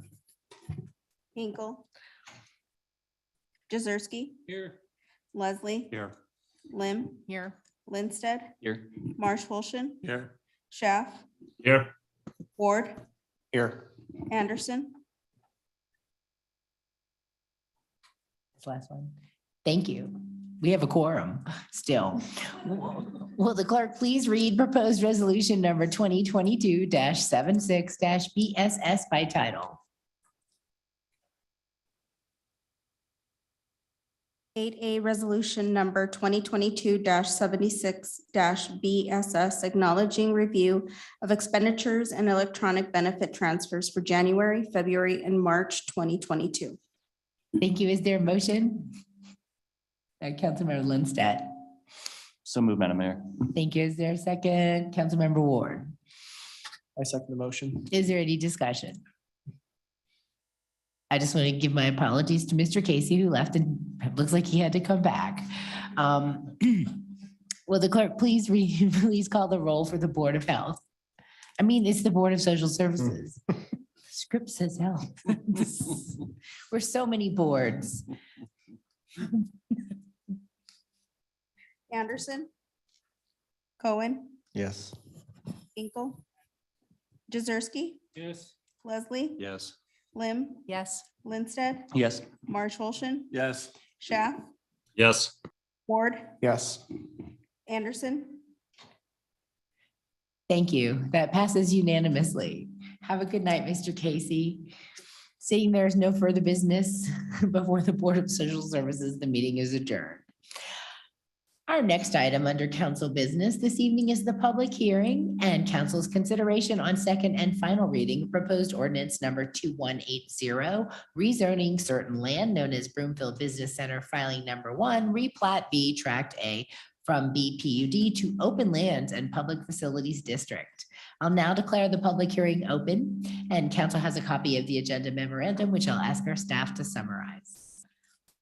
Ms. Werman is up again. Thank you. Good evening again. Next slide, please. The subject proposal is for the rezoning of a 3.52 acre tract of land situated within the Broomfield Business Center subdivision boundary area. The property is located directly north of the Northwest Parkway and to the west of South 96th Street. The proposed rezoning is from B PUD or Planned Unit Development District to the Open Lands and Public Facilities District, OPLF.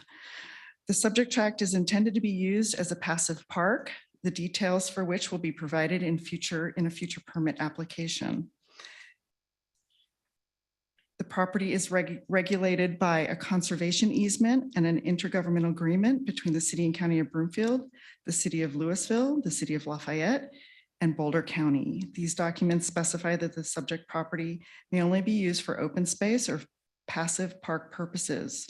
All the parties to this agreement have been notified of the rezoning request in support of the easement agreement terms, and the current zoning of PUD with no approved plan only permits the property to be used for agricultural purposes, not a park.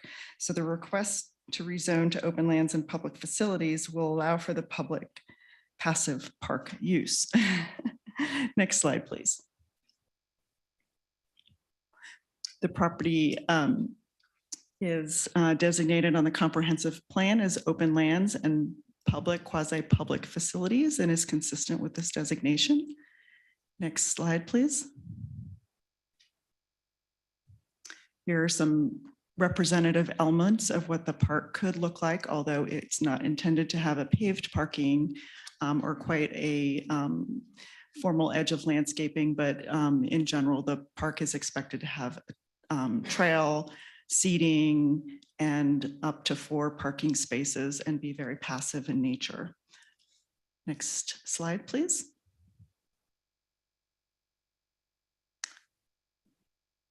There was a neighborhood meeting held, and I'm afraid I don't recall the date. Or was there a neighborhood meeting? Oh, sorry, it was not required. That's why I can't recall the date. So next slide, please. I think this concludes my presentation. Thank you, It's so Manager short. Murray. I didn't know what to do. I knew this would be a quick item that we could breeze through. All right, so next is public comment time. We'll now proceed with public comments. If you'd like to speak in person, come to the podium. And if you're online, well, you're not online. So questions from City Council are next. Members should limit themselves to questions during this portion. The time to introduce amendments and state positions for or against this item is later. Are there any questions from council? See, I was right. Excellent. There being no further comments, I'm personally excited that this park is finally getting into a park. So next is council's consideration of proposed ordinance number 2180 on second and final reading. Will the clerk please read proposed ordinance number 2180 by title? 11B, public hearing, ordinance number 2180, an ordinance rezoning certain land known as Broomfield Business Center, filing number 1, replat B, tract A from B PUD to open lands and public facilities, OLPF district. Second and final reading. Thank you. Is there a motion? Over here, Councilmember Lindstedt. Thank you, Mayor. So moved. Thank you. Is there a second? Councilmember Ward. I second the motion. Thank you. Is there any discussion? Seeing none, will the clerk please call the roll? Hinkle. Jazerski. Leslie. Yes. Lim. Yes. Lindsted. Yes. Marsh Wolfson. Yes. Schaff. Yes. Ward. Yes. Anderson. Cohen. Yes. Thank you. That passes unanimously. Thank you all so much for the really succinct item. Let's go ahead and take our 10-minute break now at 7:56. So we'll resume at 8:06. Thank you, everyone.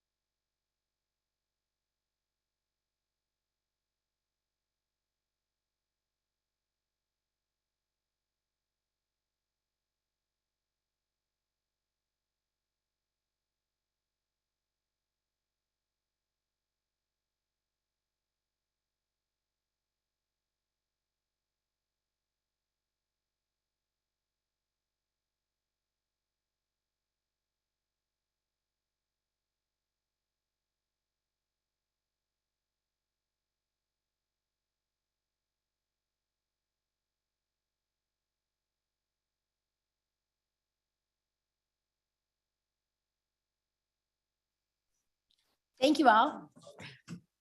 Our next item under council business this evening is emergency ordinance number 2183, amending Title 8 of the Broomfield Municipal Code to add open burning restrictions.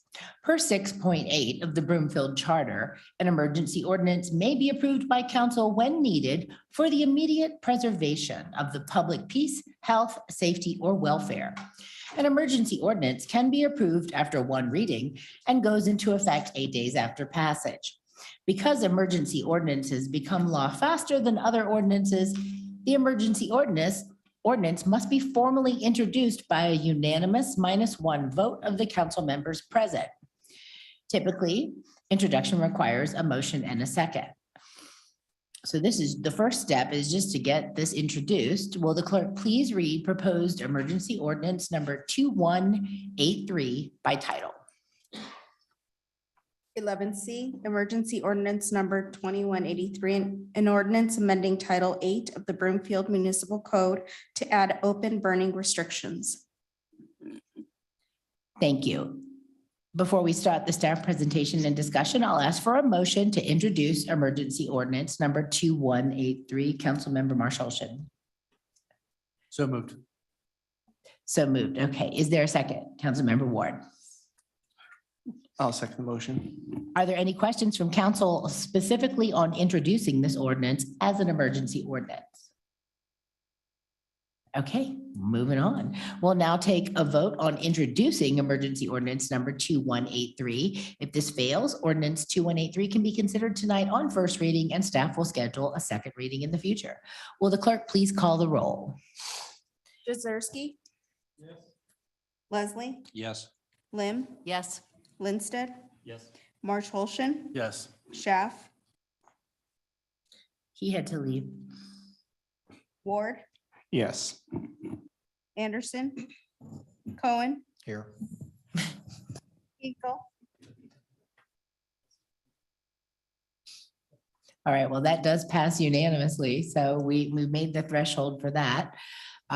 So council has a copy of the agenda memorandum, which I'll ask our staff to summarize. Thank you, Mayor.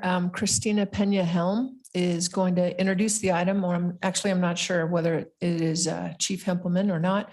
But we did want to preface this, the emergency ordinance with the critical nature of fireworks coming for the 4th of July. We're going to have a lot of social media outreach and engagement and pushing that in Broomfield, you do not want to be setting off fireworks. I know that Abby was going to add to that, to be able to say, particularly, we have many veterans in our community. So consider this a PSA. I know I'm preaching to the choir, so I don't know why I'm looking at council, but I don't have anyone else to look at. And Chief Hempelman can certainly add value to this. So not just for the pets that are at home, but we are in a high fire danger time right now through our surrounding communities. There's been a lot of feedback about why we're even having fireworks. So just if you could refrain this year and every year, but particularly this year, Chief Hempelman can talk a little bit after the emergency ordinance that I know will be brief and fly right through about the hotline. And I know that we have our fire department here, Chief Ramos, and blocking up these calls, even though they're on the hotline for people that are setting off fireworks, really does take effort, energy, and focus away from the most important things in our community. And that really is public safety. So just don't do it this year. Come or watch for the Broomfield Commons. And now we're going to get to the main issue. Ms. Pena-Helm, who just won an award, by the way. Congratulations. I like these shout outs. Yeah, I like them too. Staff probably not so much, but Ms. Pena-Helm was just recognized. Chief Hempelman, just real quickly, this is a really big deal, and Ms. Pena-Helm would never say anything like this on her own, but Chief Hempelman, will you give us the shout out and where she was recognized, please? Yes, of course. And good evening. So today I received an email just recognizing Miss Christina Pena-Helm as an expert, a subject matter expert from our legislative sessions that we've had through our Chiefs Association. And they actually sent me an email thanking her for her involvement and how critical she was in assisting with the decisions during the legislative session over this last about 4 to 5 months. So we're very honored. Thank you. And as I've said before, it's an honor to work with Broomfield and the Broomfield Police Department. So for the ordinance, again, I'm Christina Pena-Helm, Senior City and County Attorney, here with Chief Hempelman. Chief Ramos is also here from the North Metro Fire, if there's any questions after the presentation.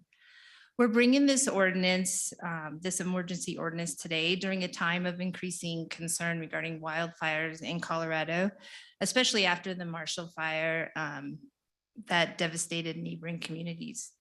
The goal of the ordinance is to regulate outdoor burning that could be dangerous and pose a risk to the Broomfield community.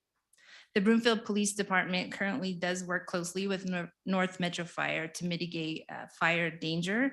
However, currently there's no clear restrictions in the Broomfield Municipal Code allowing for enforcement or a clear legal basis for the police department to make contact with residents regarding fire issues.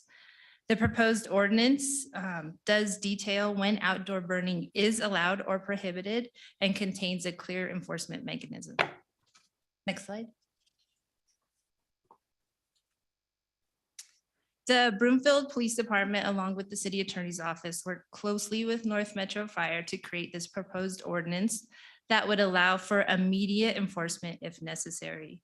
Specifically, this ordinance adds open burning restriction to the Broomfield Municipal Code. Outdoor burning is defined in the proposed ordinance that's been included with the packet. And according to the ordinance, open burning would be restricted during a level 1 fire restriction or a level 2 fire ban. Also, when a burn permit is required and not obtained. The ordinance prohibits open burning of trash and rubbish, and it also clarifies when a recreational fire, which is also defined in the ordinance, is permitted. If there is a citation that is issued for a violation, a person would be subject to the general penalties that are in the municipal code currently.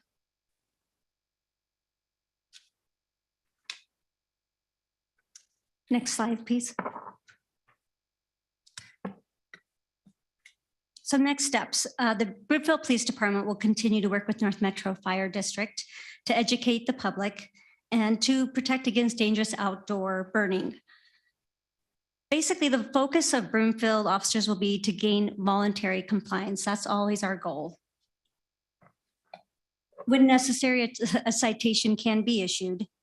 And enacting this proposed ordinance on an emergency basis allows for immediate enforcement during the current fire season. A little bit that I'd like to share is that now with all the Senate bill, we really needed to have this clear legal basis for contacting. So what that means is previously we can contact someone and just say, please, can you not light your fire pit, dangerous, it's high winds, it's the temperatures, everything else. Now we have to have a very specific reason to contact someone and say, you cannot do this. Without this ordinance, we cannot make that contact. We really will work on that compliance. We always aim to have that the education piece and really have that compliance in the sense of just doing what's right for the community and making it safe. Next slide, please.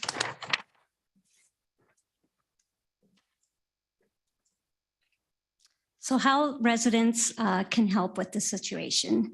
If this passes, it will be helpful to make sure that our community is familiar with the provisions of this ordinance. Consult with North Metro Fire as well as our Broomfield Public Health, and really make sure that our community is educated on when they can have a burn permit and when one is required. I know we've talked previously about the emergency notifications with Lookout Alert. We've added that on here, lookoutalert.com.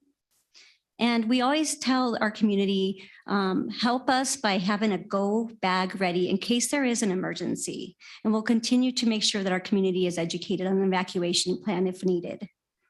I've added on here more tips for emergency preparedness, broomfield.org/emergency. Next slide, please. Are there any questions? We'll see.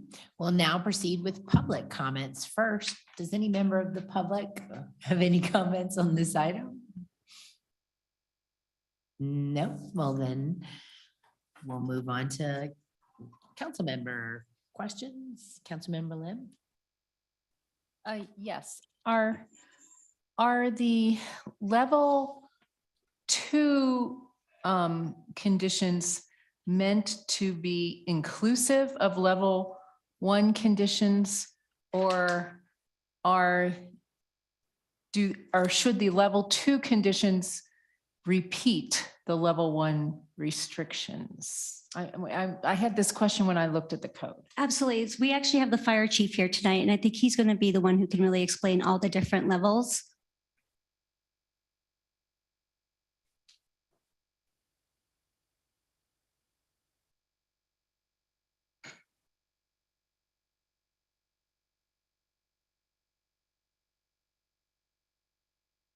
Good evening, Mayor and Council.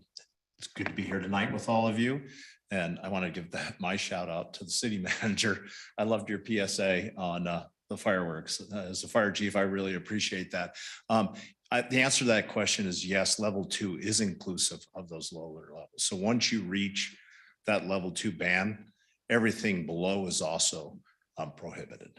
Okay, that wasn't obvious to me in looking at the code, because some of the level 1 fire restrictions are repeated in the level 2 code, in the level 2 fire ban. But the most distinguished one that stuck out to me was the fireworks are listed under level 1, but not repeated in the level 2. Whereas like the model rockets is repeated in both level 1 and level 2. So as long as it's clear to, I mean, it wasn't clear to me in reading it, the code, that level 2 included level 1. So just so the message gets across to the public, that level 2 is inclusive of level 1 restrictions. Right. I think we do our very best to ensure we're doing a good job with the public education, both the city and county and North Metro Fire.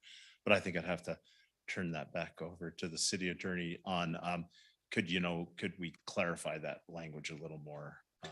But I think we can handle it. I don't know if you agree without modification.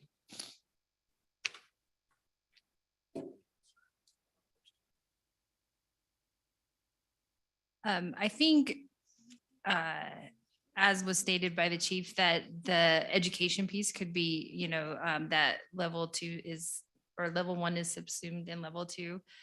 Because level 1 is also a different name. It's a fire restriction, and level 2 is a fire ban. So that's more inclusive, I would say. And it'll also really depend also on training our officers who will be responding to these calls, that is the meaning of this ordinance. And also obviously working with the fire department on responding to these calls as well. Thank you. Councilmember Cohen?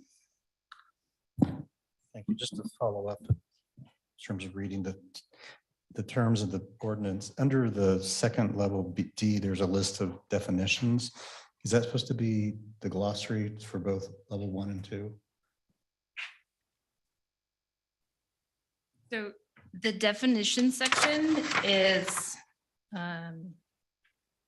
all of 818.010 definitions. And so the level 1 and level 2 are actually under the fire ban and fire restriction definition. It's just more clarification of what that definition is, if that makes sense. Okay, I was trying to understand, like Councilmember Lim, under the restriction 1C, it said use of portable or fixed outdoor fireplaces. And I'm not, if I look at the definition below, that includes fire pits. But the use of the word fireplace under level 1, it wasn't clear to me whether that included fire pits, which a lot of people use. I guess I'm just trying to make sure I'm understanding what we're doing. I will say regarding fire pits, that's also why we included a definition of recreational fire as a definition, and also under the restriction of when a recreational fire is permitted and is not permitted, depending on what restriction is in place. So the terms, those 6 definitions under level 2 are supposed to be in addition to A through D. Sorry, I guess I'm not understanding what those are. I can give that a go.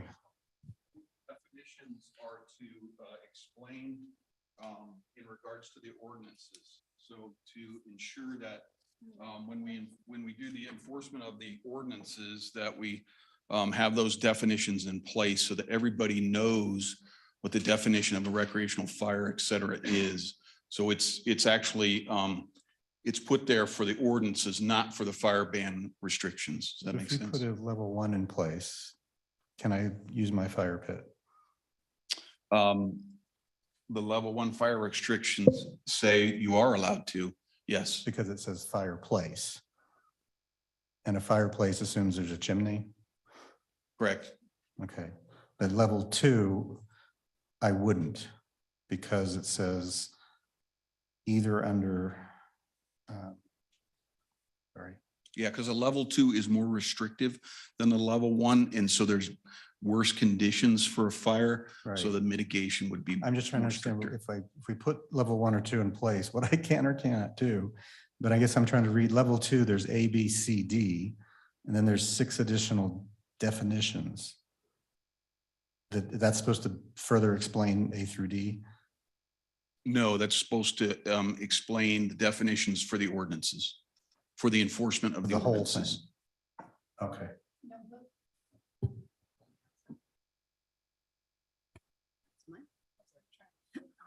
Those indented provisions are sub definitions for fire ban, fire restriction. So it could, because it goes in alphabetical order, fire ban, fire restriction is a declaration, period.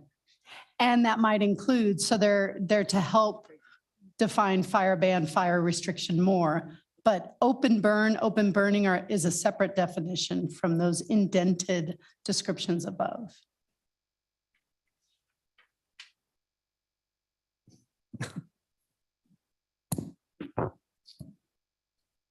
Doesn't it specify open burning of trash or rubbish? Too. So it's specifically for trash and rubbish. Not chimeneas.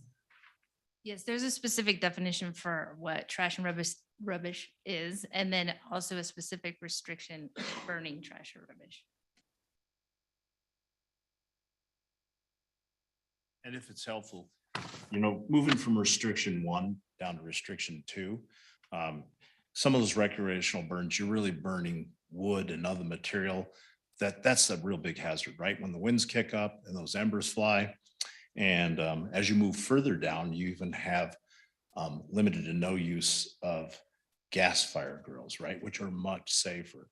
And so you do have restrictions on those recreational fires, chimeneas, wood burning in 1, and then further restrictions in 2 that further curtail items in 1. So it always builds upon 1. It doesn't become, you can't do something in 1 while you're in 2. Just because it wasn't restated. And it's really, that's the big difference, is you got those things that those charcoal burning and wood burning fireplaces that create that real hazard. Yeah, it is definitely a hazard.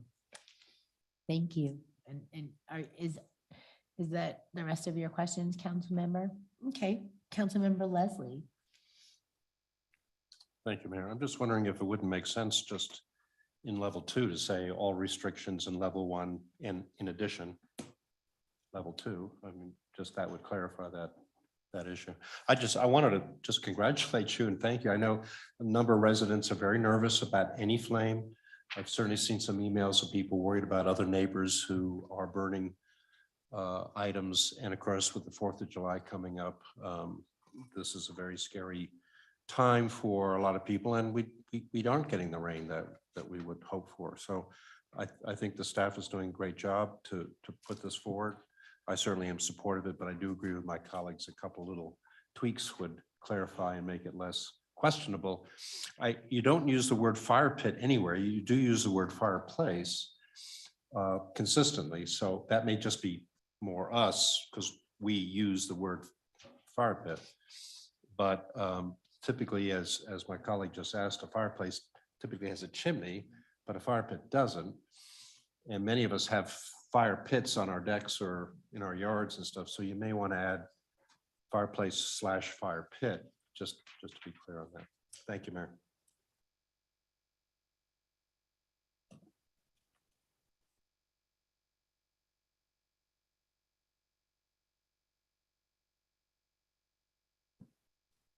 Actually, you do use the word fire pit. I just saw it. Yeah. So you might want to just reinforce that.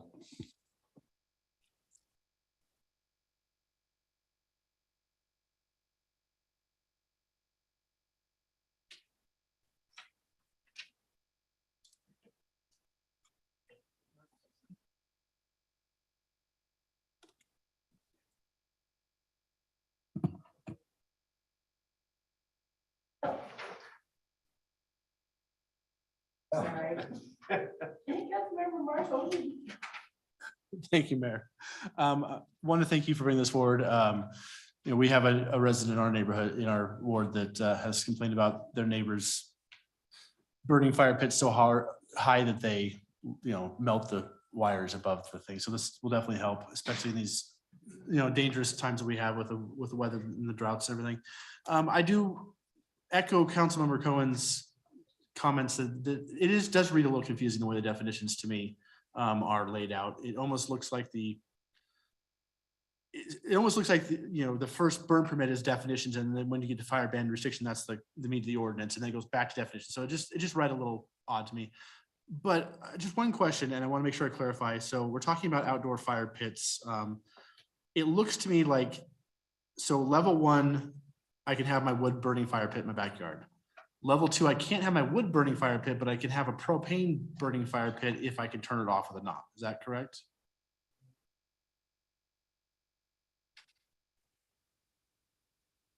Because it says it can be, if it cannot be immediately turned off and extinguished by a switch, then I can have it. So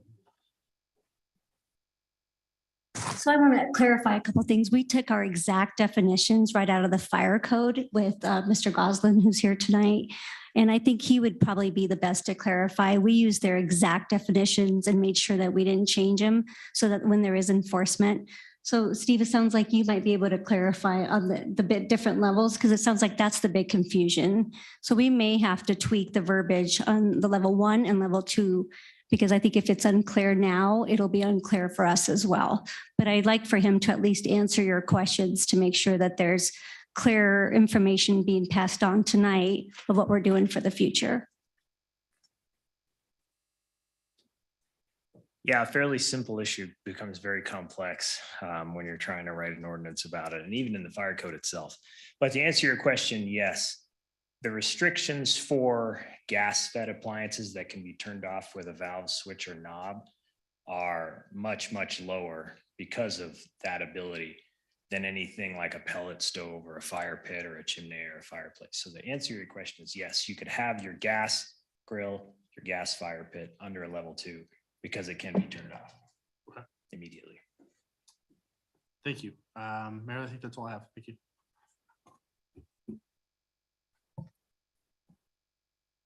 Lindstedt. Thank you, Mayor. Just So very sorry, quick. it was Mayor Pro Tem before you. Oh, I can go. I have one question. So if I think I'm getting some echo, but if I was a member of the public who was watching this tonight and probably a little bit confused, where could they go online to see what the current restrictions are and what they're allowed to do in an easy to digest format? So once this gets passed, we'll post the ordinance and update it online. And I think from just being here tonight, I think we're going to have to be really clear so that the community has that clear speech. But it will be posted online under our ordinance section. But is there a place, a page like fire restrictions page that'll just list what is currently restricted and what is not? Or are they going to have to see what level we're in and try to figure that out? Well, we can definitely create that. That's a great idea. Right now, we do put our restrictions on our social media as well as on our main website. And then it'll take them to a link to the ordinance. But I think to your point, we'll be able to put level 1, and then we'll just attach that for the day or the week or for however long that is. Yeah, I mean, this is, this would be really confusing just for a person trying to decide if they are allowed to have a backyard fire pit with wood in it or not. So if we could do that some way that's easy to Absolutely. digest, that would be great. Thank you. So that's my only comment. Thank you, Mayor. Another comment, because I've used it before, North Metro posts what the current restriction is on their website. So if we're under a fire restriction too, and pushes it out on social media, because I follow that as well. Yeah, and maybe just a little follow-up to that. We do exactly what you were asking for, and we spell out what that means. If we say, this is a level 1, what that means for you on our website. And I think we're trying to mirror that between the city and county and North Metro. So we'll try to do a better job if we're not doing it yet. That would be great. Thank you so much. Mayor Pro Tem. Thank you, Mayor. Quick question. Just want to clarify that this is a brand new provision that's addressing outdoor burning. So currently right now, is there anything that restricts outdoor burning in Broomfield?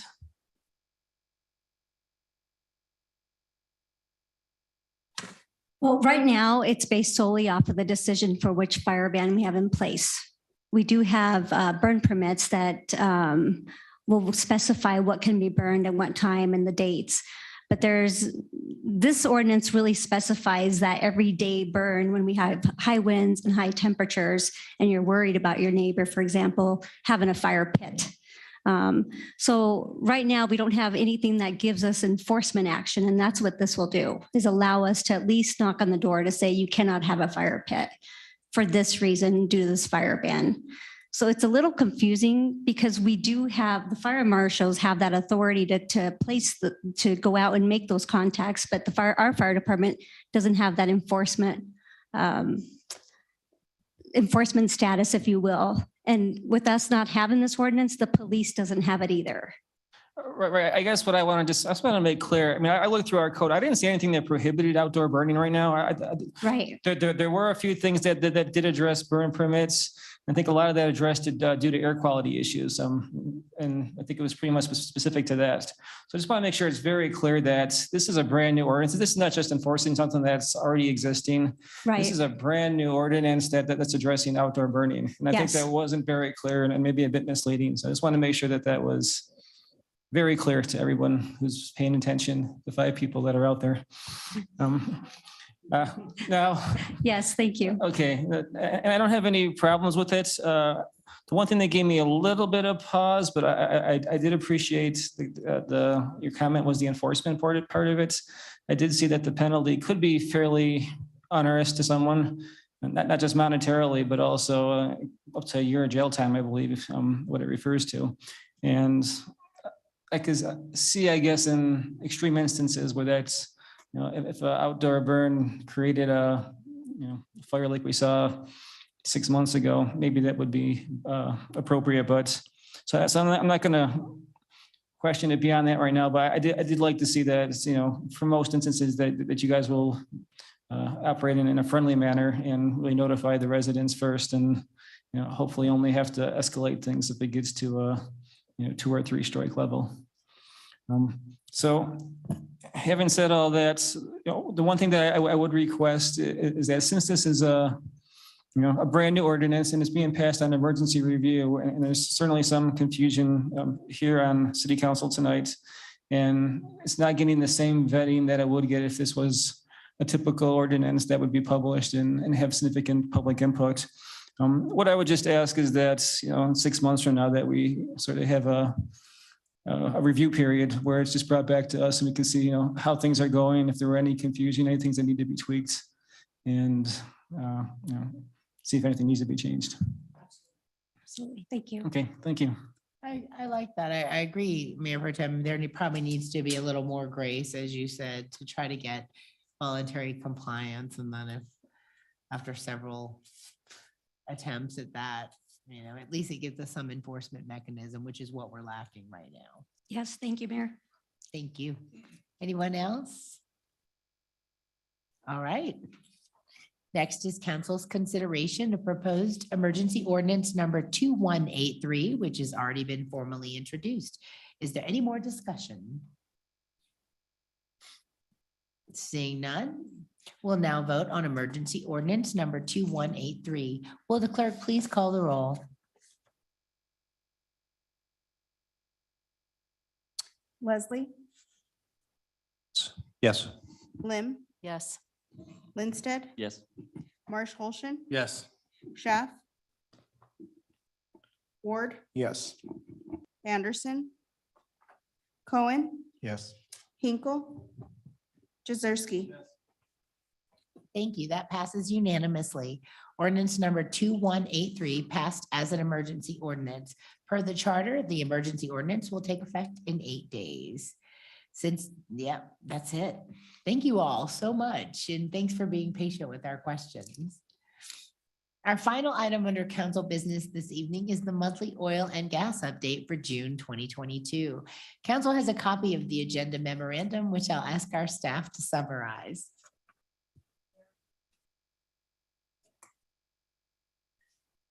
We're having to now go back and forth on, finalizing the council room update. So now we have it down between our, who actually is speaking and who actually has to hit the button for the other person that's speaking. Okay. This requires a little more coordination. Oil and gas Oh, we have update. some of our folks online for this. Is that what you're saying? We have Zoom. Oh, no, I just wasn't clear. I'm just saying Nancy has to hit the button for me to speak and I have to hit the button for Nancy to speak. Are we still working out the bugs? of this Yeah, new yeah, system? we Okay. absolutely are. And that's part of, that's also Well, part we've all of gotten kicked off the of internet. Wi-Fi tonight. Yeah, several times. So we're continuing to refine it. It's all right.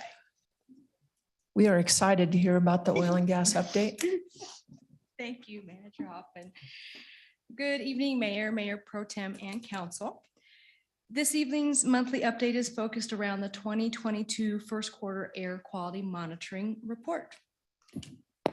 Last week, Broomfield's oil and gas inspection team discovered a midstream gathering line leak through proactive collaboration with our AQM partners. This partnership is essential to effectively pursuing the goals of our AQM program, which are geared towards informing Broomfield public health and the public about air quality events and contributing to the body of research and data related to oil and gas operations towards future policy and regulatory efforts. Council and residents may view the AQM report in its entirety by using the link in the staff memo for this item. This evening's presenters from both Ajax Analytics and Boulder Air will provide brief summaries on their findings. We will begin with Morgan Fraser, presenter for Ajax Analytics. Ms. Fraser.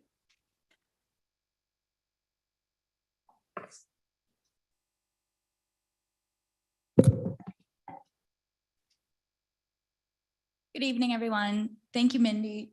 Thank you, Mayor and Council, for taking the time to review Ajax's Q1 2022 program review.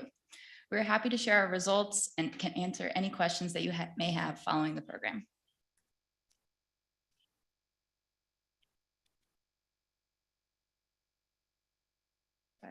Sorry, first, there we go. Okay. Here's an outline of what we will be discussing today, starting with an air monitoring program overview to remind Council what it is we do here at Ajax. Next, we'll move into our summary findings from Q1 in comparison to previous quarters. And then we'll briefly touch on what we can expect and what we've seen so far moving into Q2. Next slide, please. To remind Council what it is we aim to do as a company, We characterize and quantify air contaminants using PID sensors and triggered canister samples. We provide insight regarding emission sources based on those triggered canister sample concentrations. We compare air quality with the standardized health guidelines for those species which have defined guidelines.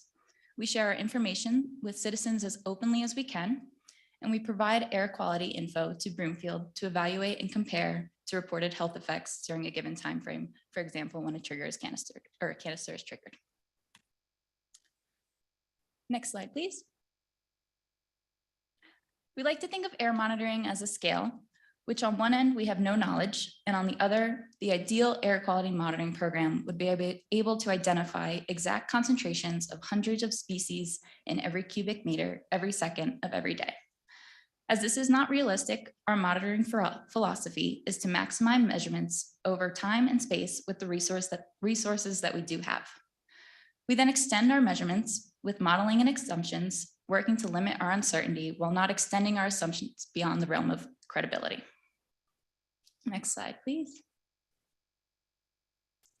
The Broomfield program combines targeted monitoring near concerned sites along with community level monitoring designed to identify hotspots and characterize Broomfield's air quality over time. What our program does is not identify individualized exposure of specific compounds, such as a toxicological study would do. Next slide, please. All right, so here we have the summary results of Q1 2022. We had 12 sites deployed just as we had previously. This quarter saw 25 canisters, 21 of which were valid triggered canisters and 4 of which were citizen grab canisters. There were no plume tracker deployments.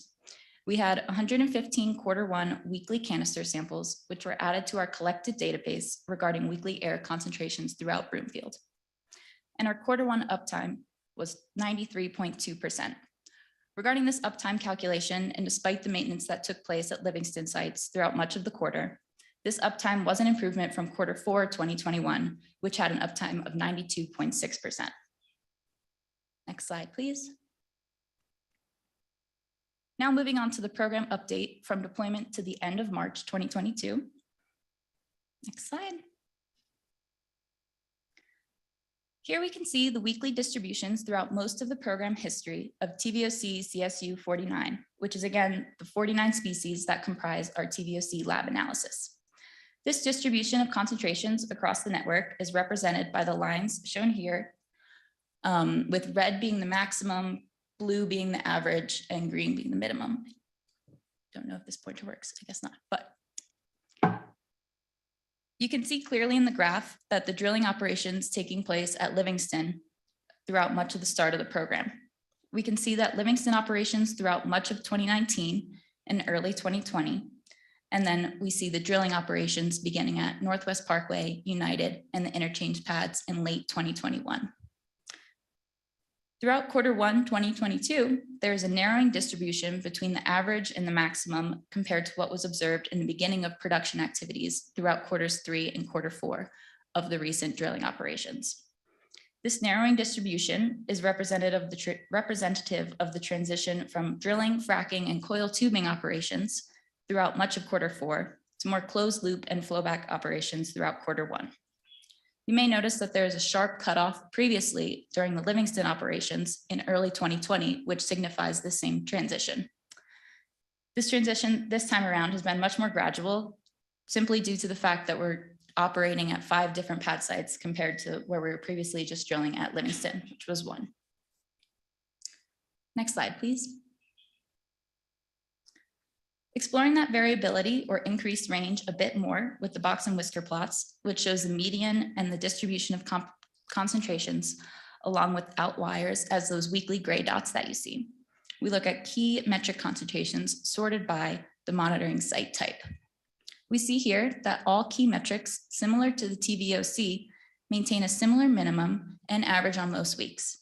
We also note that oil and gas focus sites show more individual weeks with outlier measurements, signifying that those stronger outliers are occurring at the oil and gas sites.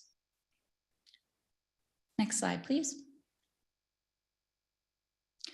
Here we see the weekly benzene concentrations throughout much of the program history. with the red representing the maximum, blue the average, and the green the minimum concentrations. Note Q1 is pretty much on par with previous Q1 averages between 0.16 and 0.21 parts per billion. Q1 saw 0.17 part per billion. In comparison to Q4, we can see that the distribution is again narrowing and the maximum concentration recorded decreased to 0.36 from 0.47 parts per billion. There is a slight increase between the minimum and the average concentrations between Q4 and Q1, but this is only by 0.01 part per billion. In context with the ATSDR chronic health guideline, which is shown by the orange line to the far right of your screen, Broomfield is well below that limit and has since decreased from the previous 2 quarters. Next slide, please. One of the most important methods that we've introduced here in Broomfield is the ability to auto-trigger canister samples during plume events. These 1-minute samples are an excellent way to get more information about the range of concentrations that can be seen on a very short-term basis over a short area. This information tells us about the short-term concentrations that are being aggregated into that weekly sample. This plot, which is also available on the Broomfield dashboard, shows the concentrations from each triggered canister, which are shown as the colored shapes you see, in context with the range of 1-week concentrations from the common site, which are those gray bars in the background. And again, in comparison with health guideline values for a given species, if they have one, which are those black arrows you see at the top of the graph. What we see is that on a minute-by-minute basis, short duration concentrations can have a much larger range than what is measured on a 1-week basis. For example, while we see on a weekly basis, the TVOC concentrations max out at about 100 parts per billion. On a 1-minute basis, they can reach as much as 10,000 parts per billion or even more. In Q4, we started a measuring process of increasing our trigger thresholds with a goal of identifying the top end of 1-minute concentration ranges that we might see in the real world. This goal seemed successfully proven as Q1 saw some of the highest benzene concentrations and highest TVOC concentrations in the quarter and throughout the program's history. I'll describe those a little bit more in the next slide, moving on. However, we had the highest TVOC event recorded in the program's history at 10,749 parts per billion, which took place at the Northwest Parkway 2 monitoring station. As well, we also had the highest 1-minute benzene concentration at 80.5 parts per billion in early February, also at Northwest Parkway. These 2 events can be seen by the yellow diamond and the orange square pretty much on the top of those species concentrations throughout the whole graph. Next slide, please. Not only did we see the absolute highest benzene measurements in the quarter, we also saw 3 of the highest events since the start of the program. Here we see the 1-minute benzene trigger sample concentrations since the beginning of 2020. You can see that Q2 had previously the highest benzene captured sample at 53 parts per billion in Q2 of 2020. You can see that this quarter we saw 64.7, 70.9, and 80.5 parts per billion, all at the Northwest Parkway site.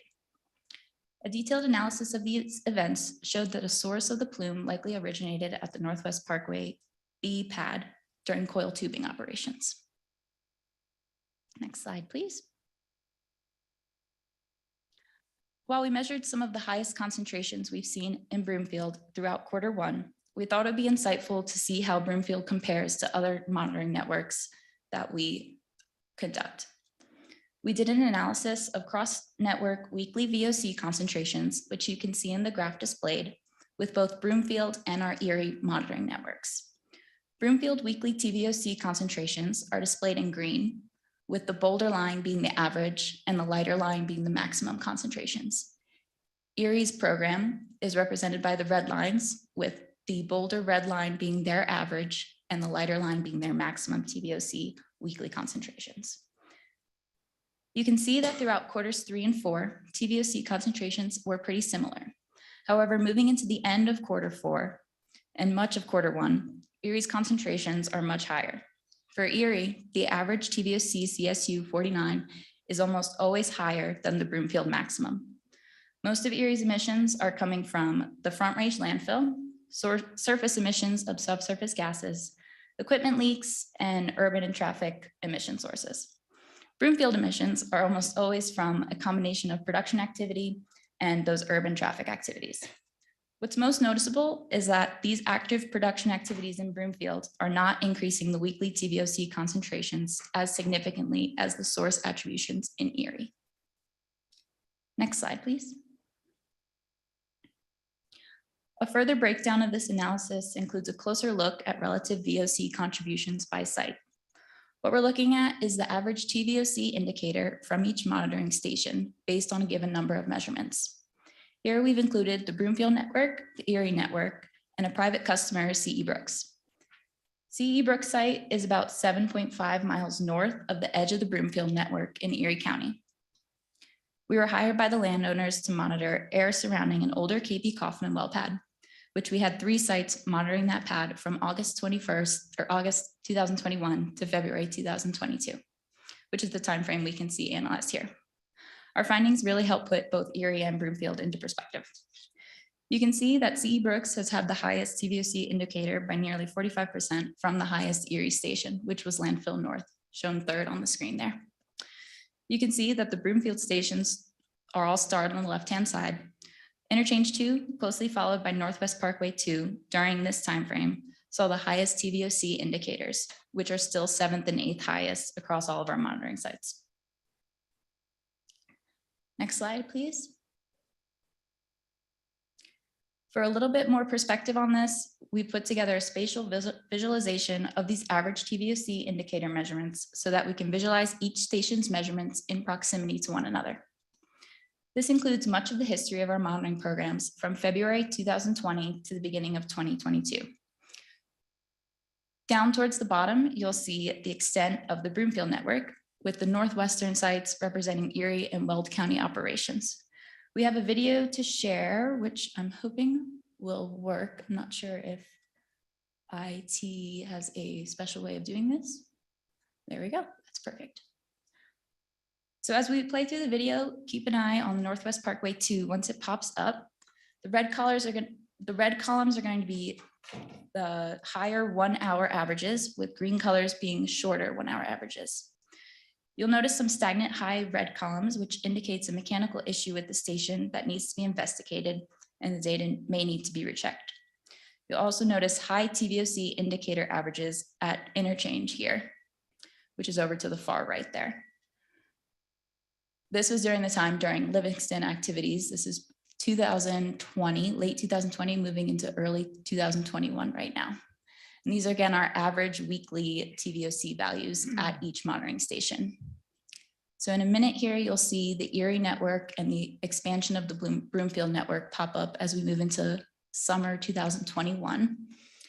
And what you'll notice right away is that the columns are significantly greater in the Erie network than they were previously in the Broomfield. And at that top middle of your screen, you'll see those CE Brooks sites, which are again constantly red and more dominant than the other sites. Most significantly, you'll notice that the columns show longer time spans of higher TVOC concentrations throughout Erie and especially CE Brooks. Whereas Broomfield, even the Northwest Parkway 2 site, which saw the highest concentrations, does not reach the higher concentrations very often, and they don't last very long. They're very short-lived compared to what we're seeing in other monitoring networks. We're learning to put Broomfield measurements into perspective through all the data that we've collected so far. When we started, we really didn't know the scope of the data we were collecting. And now we have a broad range that we can compare against Erie and Weld County operations, and even cities like Commerce City with the help of Boulder Air. Combining all of this data that we've collected and from the beginning of the program is really helping to put Broomfield emissions into perspective. Next slide, please.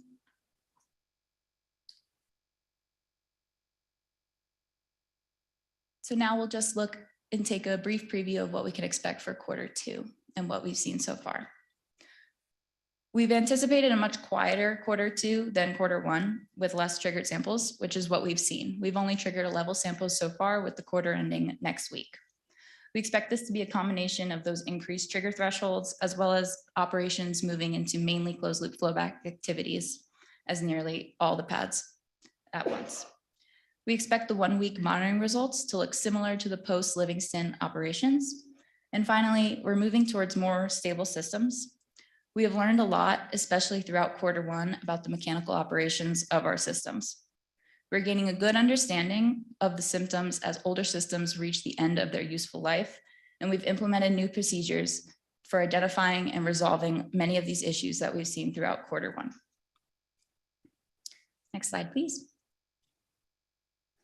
Our report has been posted to the public website along with all of our other previous quarterly reports. You can access these at any time. And next slide, please. And then with that, we'll happily take any questions you have following Boulder Air's presentation. Thank you for your time, Council.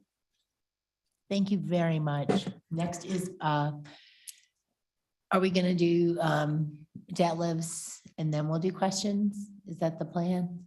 Well, let me check the script. Doesn't say. Hi, Mr. Helmig.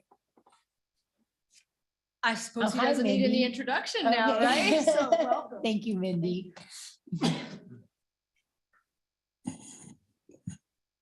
Yes, good evening, Mayor, council members, public. I'm good to be back here. Q1 highlights and a little bit outreach into Q2 as well. Next slide. I don't think I can advance them from here. So again, we are operating 2 fixed monitoring stations right now. One is in Broomfield, Soaring Eagle Park, the store on the left.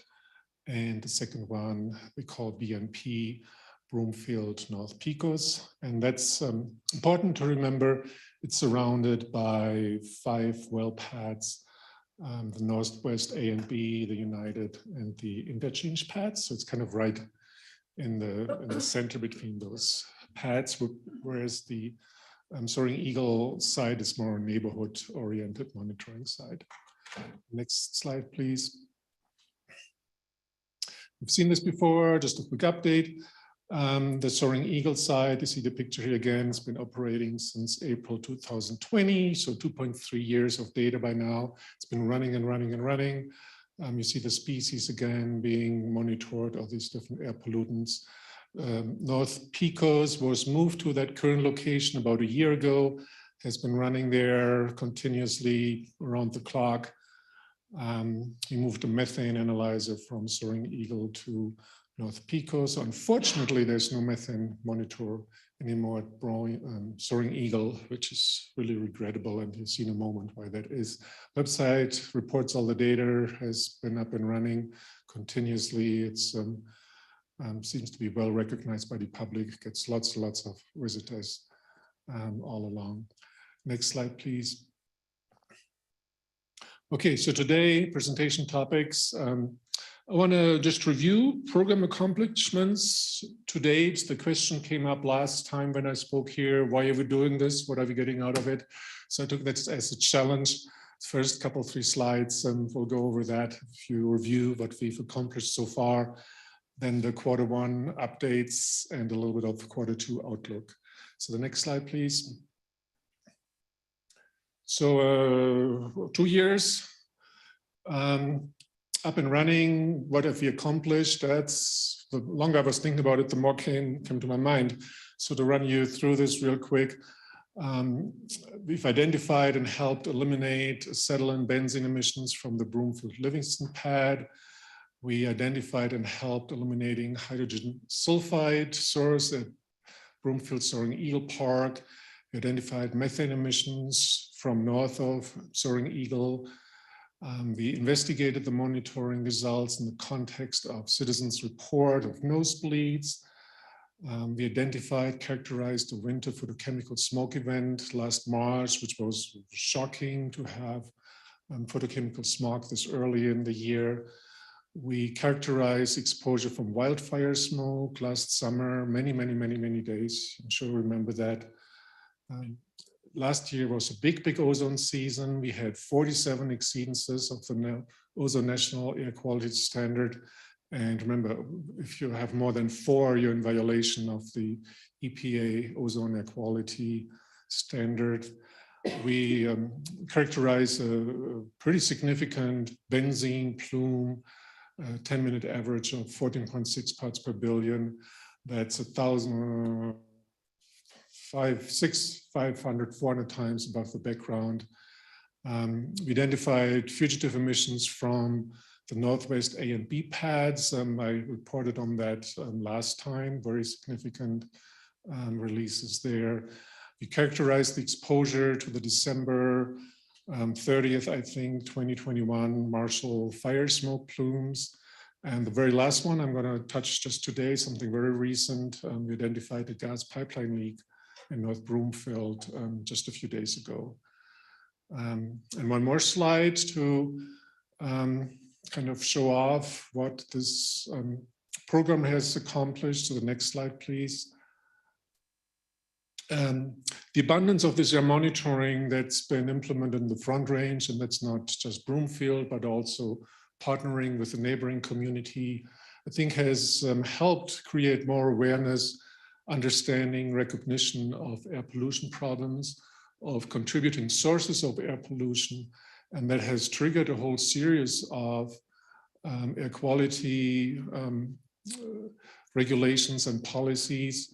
In 2019, the governor reversed a deferral of the ozone reclassification. We have 6 state and House bills are listed here that have been passed in the last 3 years. The Protect Public Welfare Oil and Gas Operations Act, which was actually signed.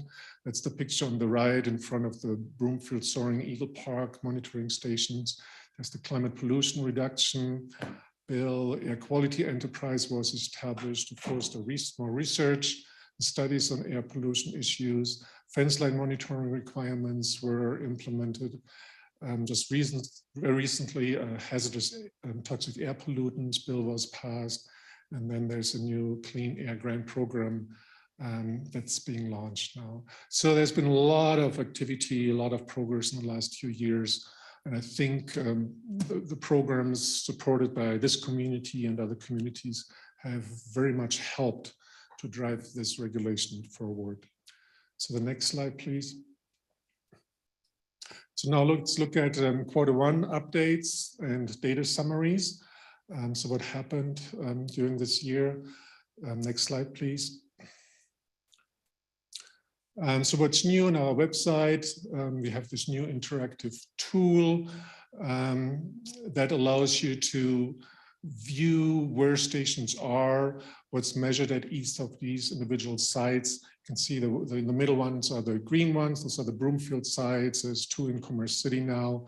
And the other ones to the north, you've seen this before, but now you can zoom into the map, look exactly where they are. You can click on them and it will tell you what's measured at each of these individual sites. It's a new feature of the website pages we maintain. The next slide, please. Okay, not so happy event just happened a couple of weeks ago. Been worried about this, and it actually really happened. This is a image taken from the security camera on the tower looking down at the Broomfield Soaring Eagle station. And shockingly, this was at 12:45 on Friday afternoon. Images triggered by our motion sensor, where 2 males in a white track boldly drove on the bike path towards the station, backed up, got out a battery-powered grinder, cut open the locks to the back doors of our trailer, opened the trailer and took some items out, loaded them in the truck and drove away. It took like less than 10 minutes. During the middle of the day, we have 7 of these security videos that captured this whole break-in and theft. Fortunately, they didn't take much of the analytical equipment, but computers and other supplies. So yeah, very unfortunate to witness this and see the footage when people walk away, run away with your equipment. Next slide, please. Let's look at some of the data. Something quite remarkable happened on January 7th. This shows 2 years of data. If you look at the time scale at the bottom, and this is these are the data of ethane, the measurements of ethane. There's some 20,000 measurements in there from the 2 Broomfield monitoring sites. So again, ethane is our oil and gas tracer. It's very selective. It doesn't really come from many other things. Most of the ethane is from oil and gas. And it peaked at the 702 ppb, just very briefly. 702 ppb, that's about 600, 700, 800 times above the background. And it probably was even more than that because our instrument kind of maxes out at that. So it probably was even 20, 30% higher on that. This plume also was very rich in propane. Again, that's about 1,000 times more propane than you usually see in the background. It had benzene, toluene, and other VOCs. So as the site got hammered by a very dense, high pollution plume that had a very clear oil and gas composition, and the highest we've seen in Broomfield to date. And to put this more in perspective, the next slide, please. That now shows the green data, Broomfield Soaring Eagle, with 5 other sites where we are measuring ethane as well. The Boulder Reservoir, Erie is in yellow. At the very right of the graph in dark blue, you now see Commerce City data, which just started to come in. So you can see that that plume was way higher than what we see down at Commerce City right next to the Suncor refinery. So it was a very significant pollution plume.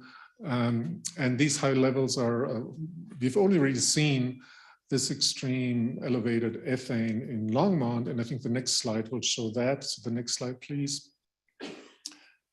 That now adds Longmont, Union Reservoir, and you can see in this pink now that that's another site where we frequently see high oil and gas concentrations in plumes. That site is in Weld County actually, but it's sponsored by Longmont. But still, this one event we saw at Soaring Eagle still tops everything we've seen to date. The next slide, please. Benzene was also elevated in that plume. This shows zoomed in window 3 months, Q1. The arrow points towards the benzene concentration seen in that plume, maxing out at 4.4 parts per billion. It's not quite as extreme, sticking out as much as for the ethane. So that plume had other VOCs associated with it, but it was a relatively dry gas, I would say. So the enhancements of benzene were not quite extreme, fortunately, as for the lighter hydrocarbons. So you can see we do see that range of benzene every so often at some of the other sites as well. Next slide, please. Okay, we did a sector analysis. Where was this plume originating from? So that sector here defines where the winds were swiveling around from when we sampled that particular plume. You could see it came from the east. We cannot say with certainty which of these pads may have contributed to it. It may have come from somewhere else, but there's nothing really within the nearest mile. So this plume must have traveled for quite some distance, so that anybody in the path of the plume was probably subjected to even higher concentrations. So next slide. Okay, there were 2 other remarkable events during Q1. There was a fire on January 14th at Northwest Pad A.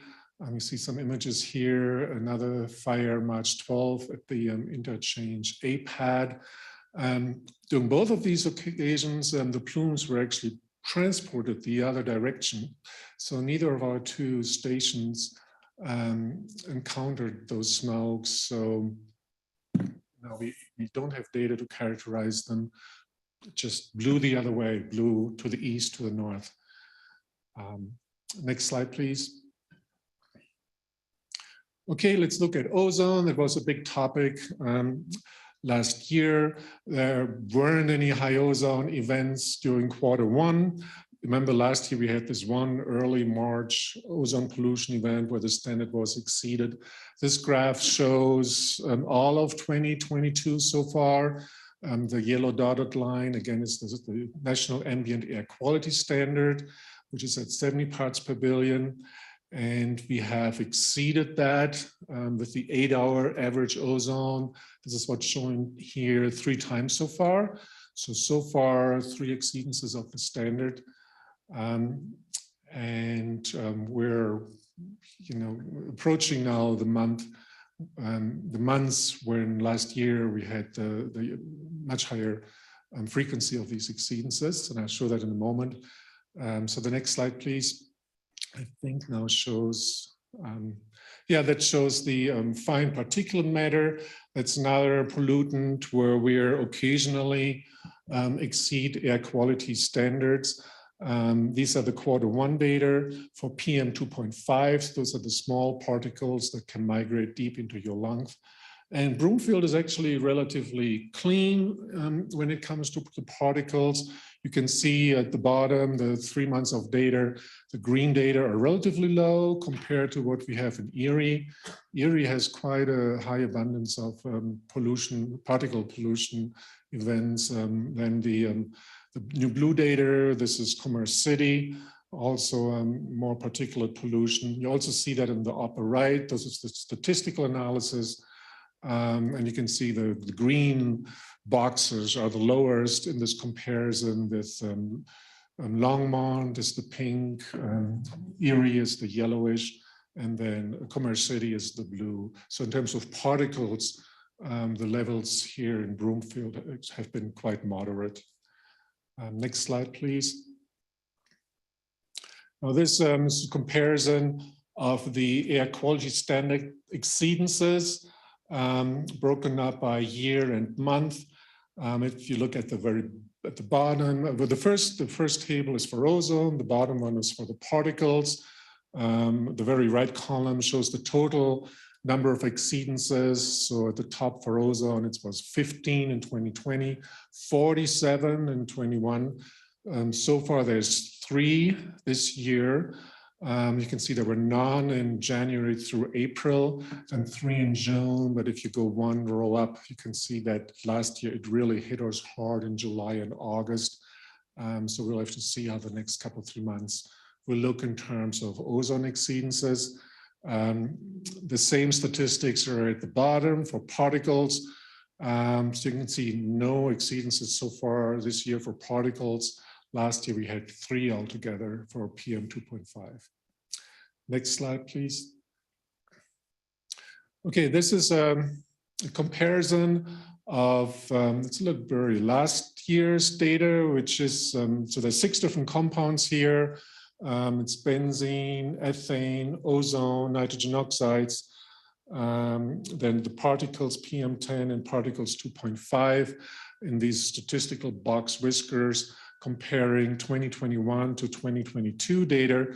I want to show this because I think it's interesting that in 2022 for Q1, the benzene was higher than last year overall.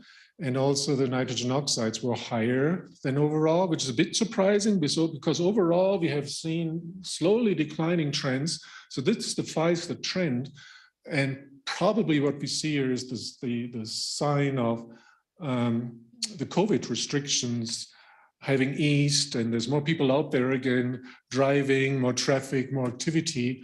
And that's probably most reflected in benzene and nitrogen oxides, which are primary emissions from traffic, from automobiles. So I think this actually shows nicely the change in these activities over the last couple of years.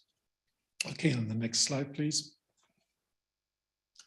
Okay, so that was the Q1. We had an interesting observation in Q2 already. Since it has garnered some interest, I want to touch that real quick. So let's look at those data. So you've seen this already, what we noticed. This is these are 1 year of data we now have for that Broomfield North Pico site. Again, this is the oil and gas tracer ethane. And what we noticed there is in the last month, there's been an increased frequency of these spikes. And remember, the background of ethane is something like 1. So 100 is 100 times above the background. That's a lot. 200, it's 200 times above the background. This is a really heavy pollution plume, high concentrations of ethane. We've never seen anything like that in Boulder, for instance, at the Boulder Reservoir. Don't ever see values above 100 there. So what's going on there? Where's this from? So we looked into this. I'll show you some more slides on that now. So the next slide, please. Okay, this looks at these concentration spikes as a function of wind direction. So at the bottom is the wind direction, 0 to 360. 0 is north, 90 is east, 180 is south, 270 is west. And the red data are the Broomfield North Pecos, and the blue dots are for the Soaring Eagle. So what you see, North Pecos has more samples with these high values, but we see some of these elevated data as well for the Soaring Eagle site, and they're really narrowly defined by wind direction. They're not all over the place. That there are 2 very distinct wind directions where we see these elevated values. The next slide, next slide, please. Dr. Helmut, if I could to interrupt you just for one moment, if we could share the presentations with council for the additional slides, and just to make sure that we're being mindful of time, want to be sure that we supply council with ample opportunity to ask questions. They're finding this information fascinating, and we sure appreciate it. We just want to make sure there's plenty of time for questions. So how do you feel about? So do you want me to conclude this with this slide? Or there's 7 left or 6 left? Yeah, maybe just pick up the pace just a little bit so that we have plenty of time. Yeah, I'm actually very close to having this wrapped up. So the next slide, please. That shows the wind sectors for those 2 different plume directions, very clearly defined. Southeast for the Soaring Eagle and southwest for North Pecos. Then the next slide, please. We're looking at, just pick the 12 highest peaks and looked at specifically where did these originate from. So the next slide, please. Next slide shows just one of them. And we were really puzzled because they came from the south. All the well pads are to the north and to the east at North Pecos. So we were actually very concerned that we had something wrong with our wind direction measurements, put a lot of effort into this, but got this all verified. And then if you do this analysis now for the whole abundance of these spikes, then we'll see the next slide, please. Yeah, so that then defines the darkest areas where there's most likely source of these emissions originate from. And there's then an overlap between the wind sectors from Soaring Eagle and North Pecos, where we've thought that's the most likely location for the origin of these sources for these emissions. And you can see this is just opposite of where the well pads are located. So very surprised about this finding.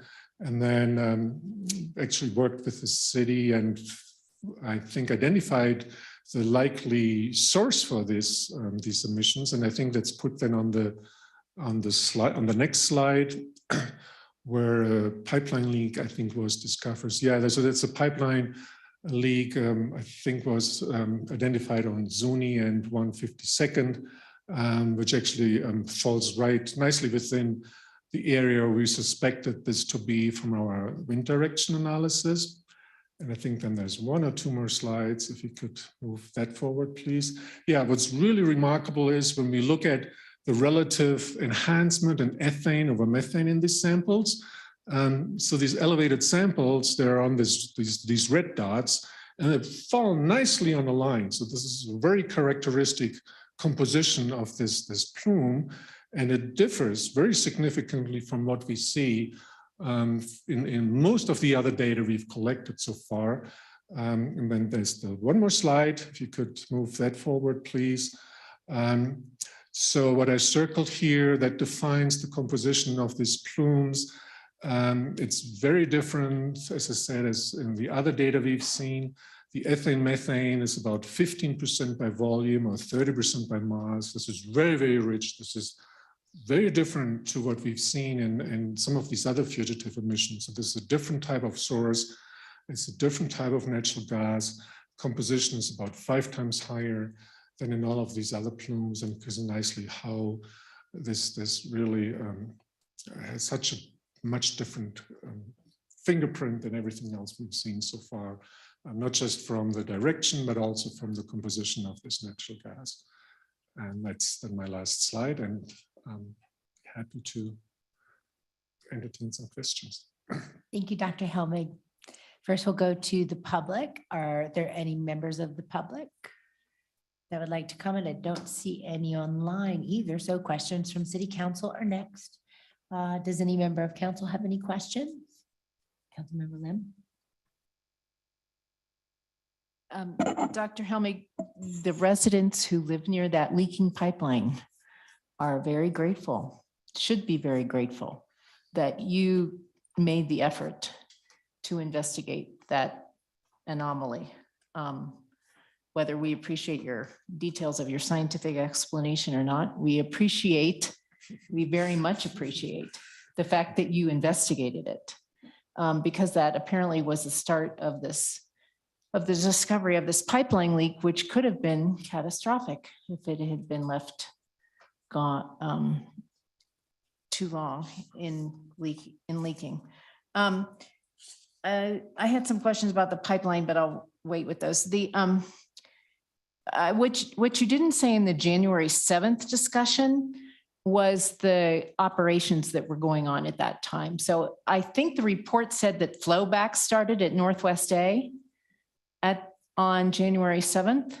So when your wind direction pointed in that direction with Northwest Parkway, wouldn't the conclusion be that the plume that was actually record-breaking all the way on Lowell actually came from the Northwest pad? Would that be possible? I think that's a likely explanation. We don't monitor the pad activities day by day, hour after hour. We monitor this data, we provide them to the city, and I haven't reviewed the pad activities day by day by day. So I cannot tie those dots together very tightly right now. Wendy, do you remember what the activities were first week in January on these different pads? On the pads, do you have that record?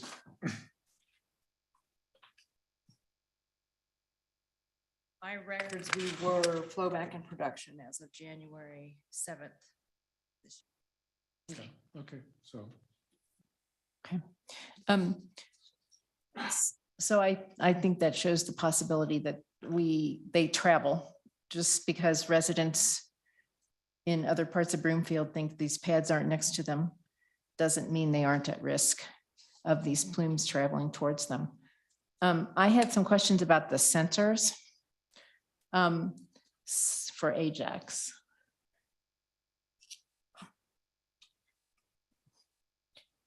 So the conclusion in Q2 was that you expect more stable systems. Wildgrass 1 was down for a week at the beginning of June. I just read the Ajax reports for the June 9th, 2 June 11th, and 1 June 15th. Northwest B triggers. The canister analysis says that was not an emissions event. And there's a preliminary conclusion that it was probably temperature elevations that influenced the PID sensors.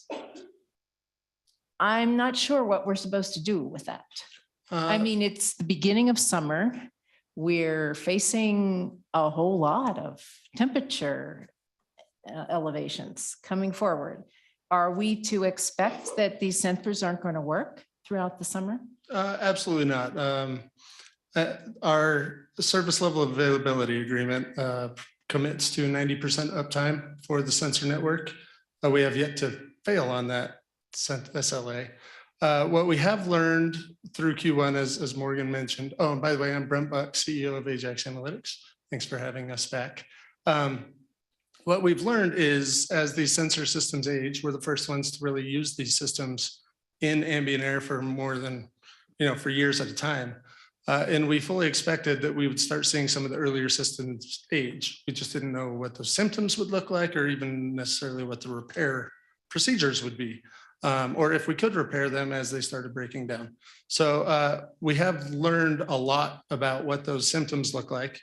And one of the kind of main symptoms that we see are sensors that start responding a little more to humidity and or temperature. So now we've defined kind of those thresholds of how much response to humidity and temperature do we have before we go through the expense of really just replacing the sensor itself.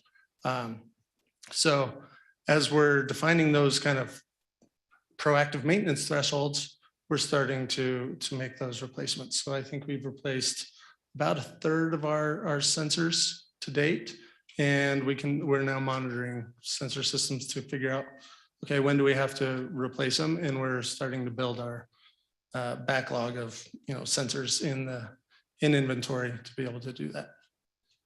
Okay, that's good news, because it was a little bumpy ride. Learning always is. Being first always is, and I appreciate that you went with us. And for residents who are concerned, who pay attention to, oh my goodness, why are there 3 trigger canisters going off on Northwest A when there's no activity there? It's a little alarming. Understood. From the beginning, we've always erred on the side of we would rather trigger a sample with the risk that we have a false positive than be so safe and secure and protective of our reputation or not making any mistakes that we miss something.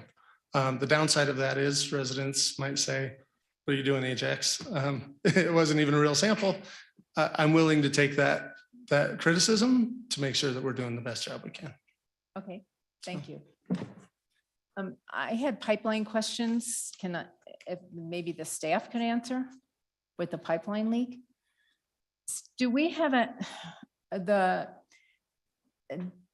handle on where this pipeline originated at all? I mean, it's kind of the residents who live near wells, there's some residents who are wondering, is this a pipeline that went through by my house that was leaking? And we know you pinpointed the leak, but did it go by my house?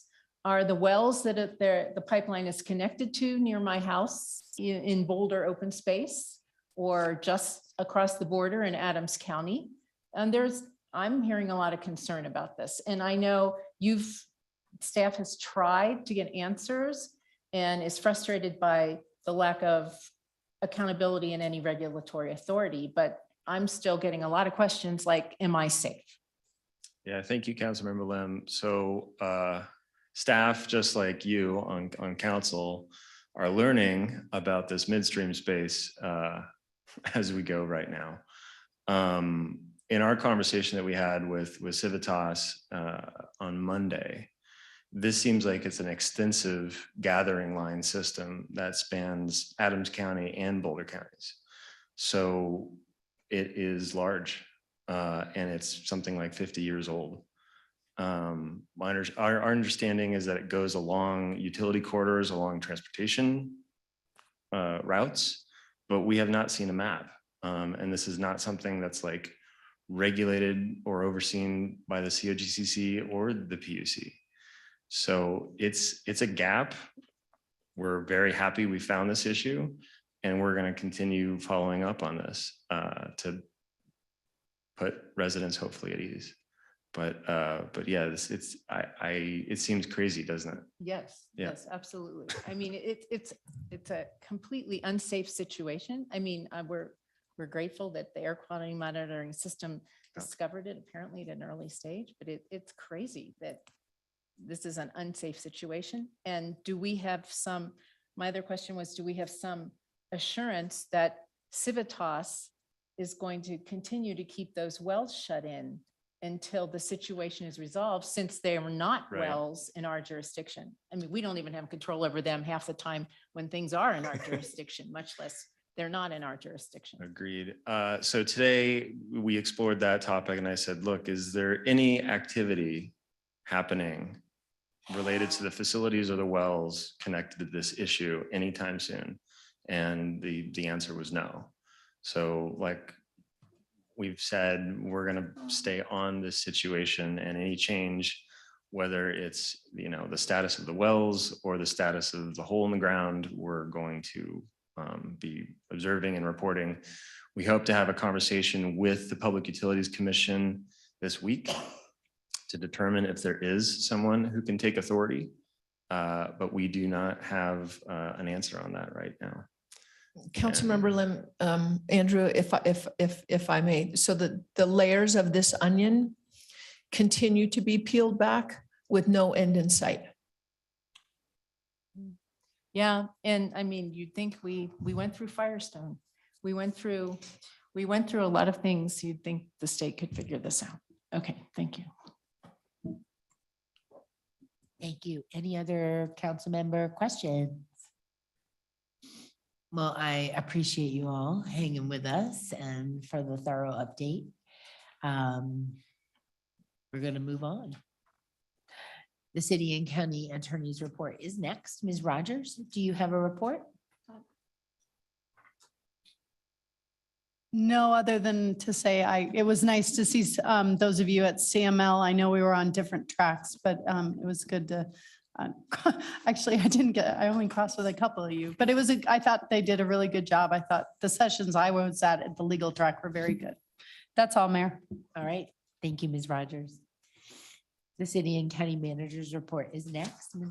Hoffman, do you have a report? No, I abdicate all my time to champion Bernie Block when it comes up for his time so that we can maximize everybody's time. Thank you. There is no legislative update or any business before the Broomfield Urban Renewal Authority or the Arista Local Improvement District Board of Directors. This evening, we will hear an update on the semi-annual performance internal audit. Council has a copy of the agenda memorandum, which I'll ask our staff to summarize. Thank you, Mayor. Bernie Block is going to provide us an update with the audit. And council will be hearing from Ruben Brown on our full audit. Abby, when is? July 19th. On July 19th. Mr. Block. Good evening, Mayor, Mayor Pro Tem, council members. Bernie Block here to provide you with an update of the activities I've been working on since we last met in November of 2021. A quick overview of the audit process. At the beginning of each year, we do a risk assessment by soliciting feedback from department heads, other members of senior management. Also try to pay attention to what's in the news impacting local governments. From that information, we develop a list of potential audits and try to prioritize those through some weighted measures, and then through discussions with the city manager's office and the city county attorney, we develop, select the projects for the annual project plan. Attachment 1 in your to your council memo is the 2022 annual project plan. I've been continuing to assist with some COVID-19 response and recovery efforts as needed. As far as performance audits go, attachment 2 to the memo is a listing of the updates of audits that have been issued and have open audit recommendations or items that have been recently implemented since our last meeting. Bless you. Bless you. The audits that I've completed since we last met, department of Human Services and Department of Public Health and Environment Operations Division. And we also did an Employee Leave Benefits Administration audit. And I'm currently working on a Financial Internal Controls audit, which has a focus on segregation of duties for finance and human resources staff. Business process improvements include assisting Public Health Department on a grants billing tool. And then I'm also working with public health staff to improve the reporting from a third-party vendor for financial transactions that need to be posted. Professional development. I've been working with Diversity, Equity, and Operational Development Department, planning activities to reignite the innovation ecosystem. It's a training curriculum focused on process improvement and change management related techniques. We hope to refine the curriculum and get trainings ready in order to deliver that to staff either later in the year or the first part of 2023. So I know the audits have a lot of details in them, and the appendix 2 could put probably anyone, a good bedtime reading for anyone. But I'm here to answer any questions about any of the projects or activities that I've been working on, and so I'll open it up there.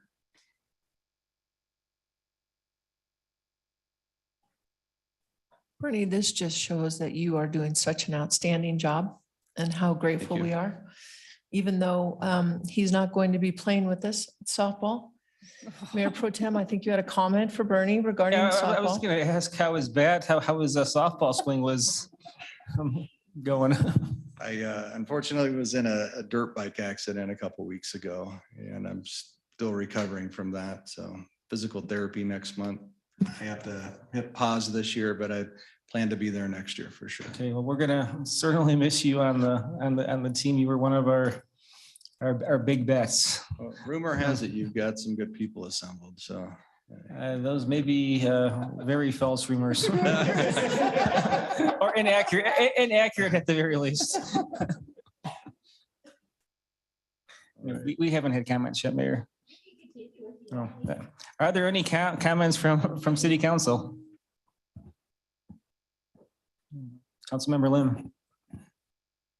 I did look at it, and the fee comparison, that was interested me, that's on the agenda, but not started yet. And I know we've heard bits and pieces of, you know, this, we need to update our fees, and just, I guess, does anyone have a good feeling? This was the question came to mind.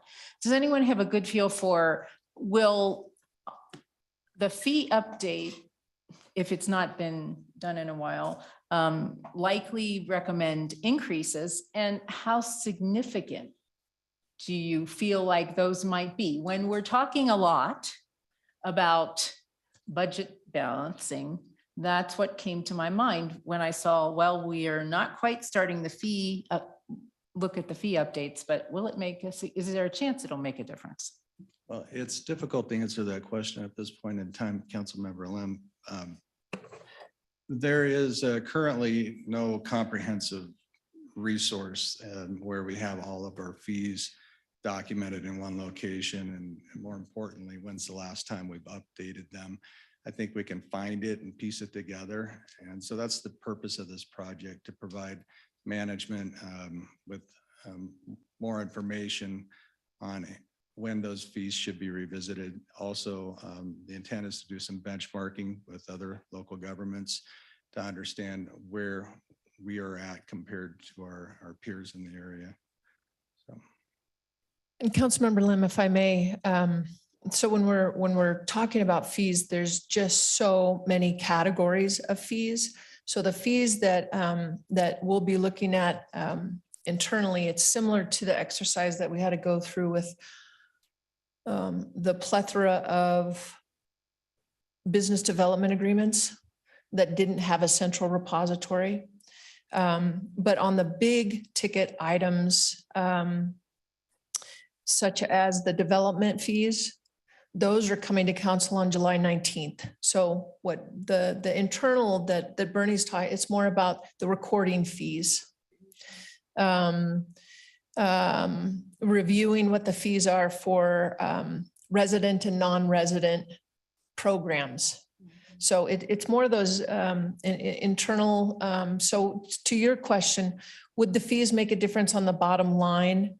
No. They will allow us from a programming perspective, if we wanted to say, so right now, our cost recovery philosophy with rec, we collect about 60%. So every dollar we spend, we collect about 60%. So 40% is something that Broomfield determines is part of the subsidy to have the level of rec center. So that philosophy of, do we want to increase that, or are we good at a 60% recovery? That helps influence what those fees are. So again, from the internal structure, but those big ticket items, we are prepared. So we have the development review dollars. We have the Broomfield Housing Alliance for the cash in lieu that are also, we've finalized those numbers. We're just getting together the recommendations now. So in the next 3 months, we don't want to make recommendations, particularly on any of the community development items, without having those those preliminary questions first. And then, of course, we're coming to council with the rate study. So those costs will also,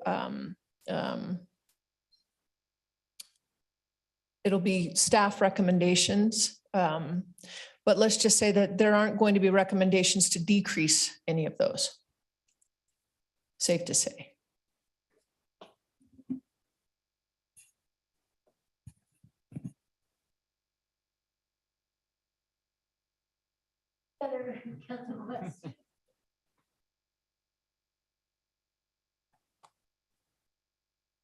Anybody else? Well, I think you're good. Thank you very much, Mr. Block, for this important update. Thank you. There are no mayor or council member requests for future action this evening, and that concludes the items on this evening's agenda. Is there any other business to come before the council? Being none, the council meeting is adjourned.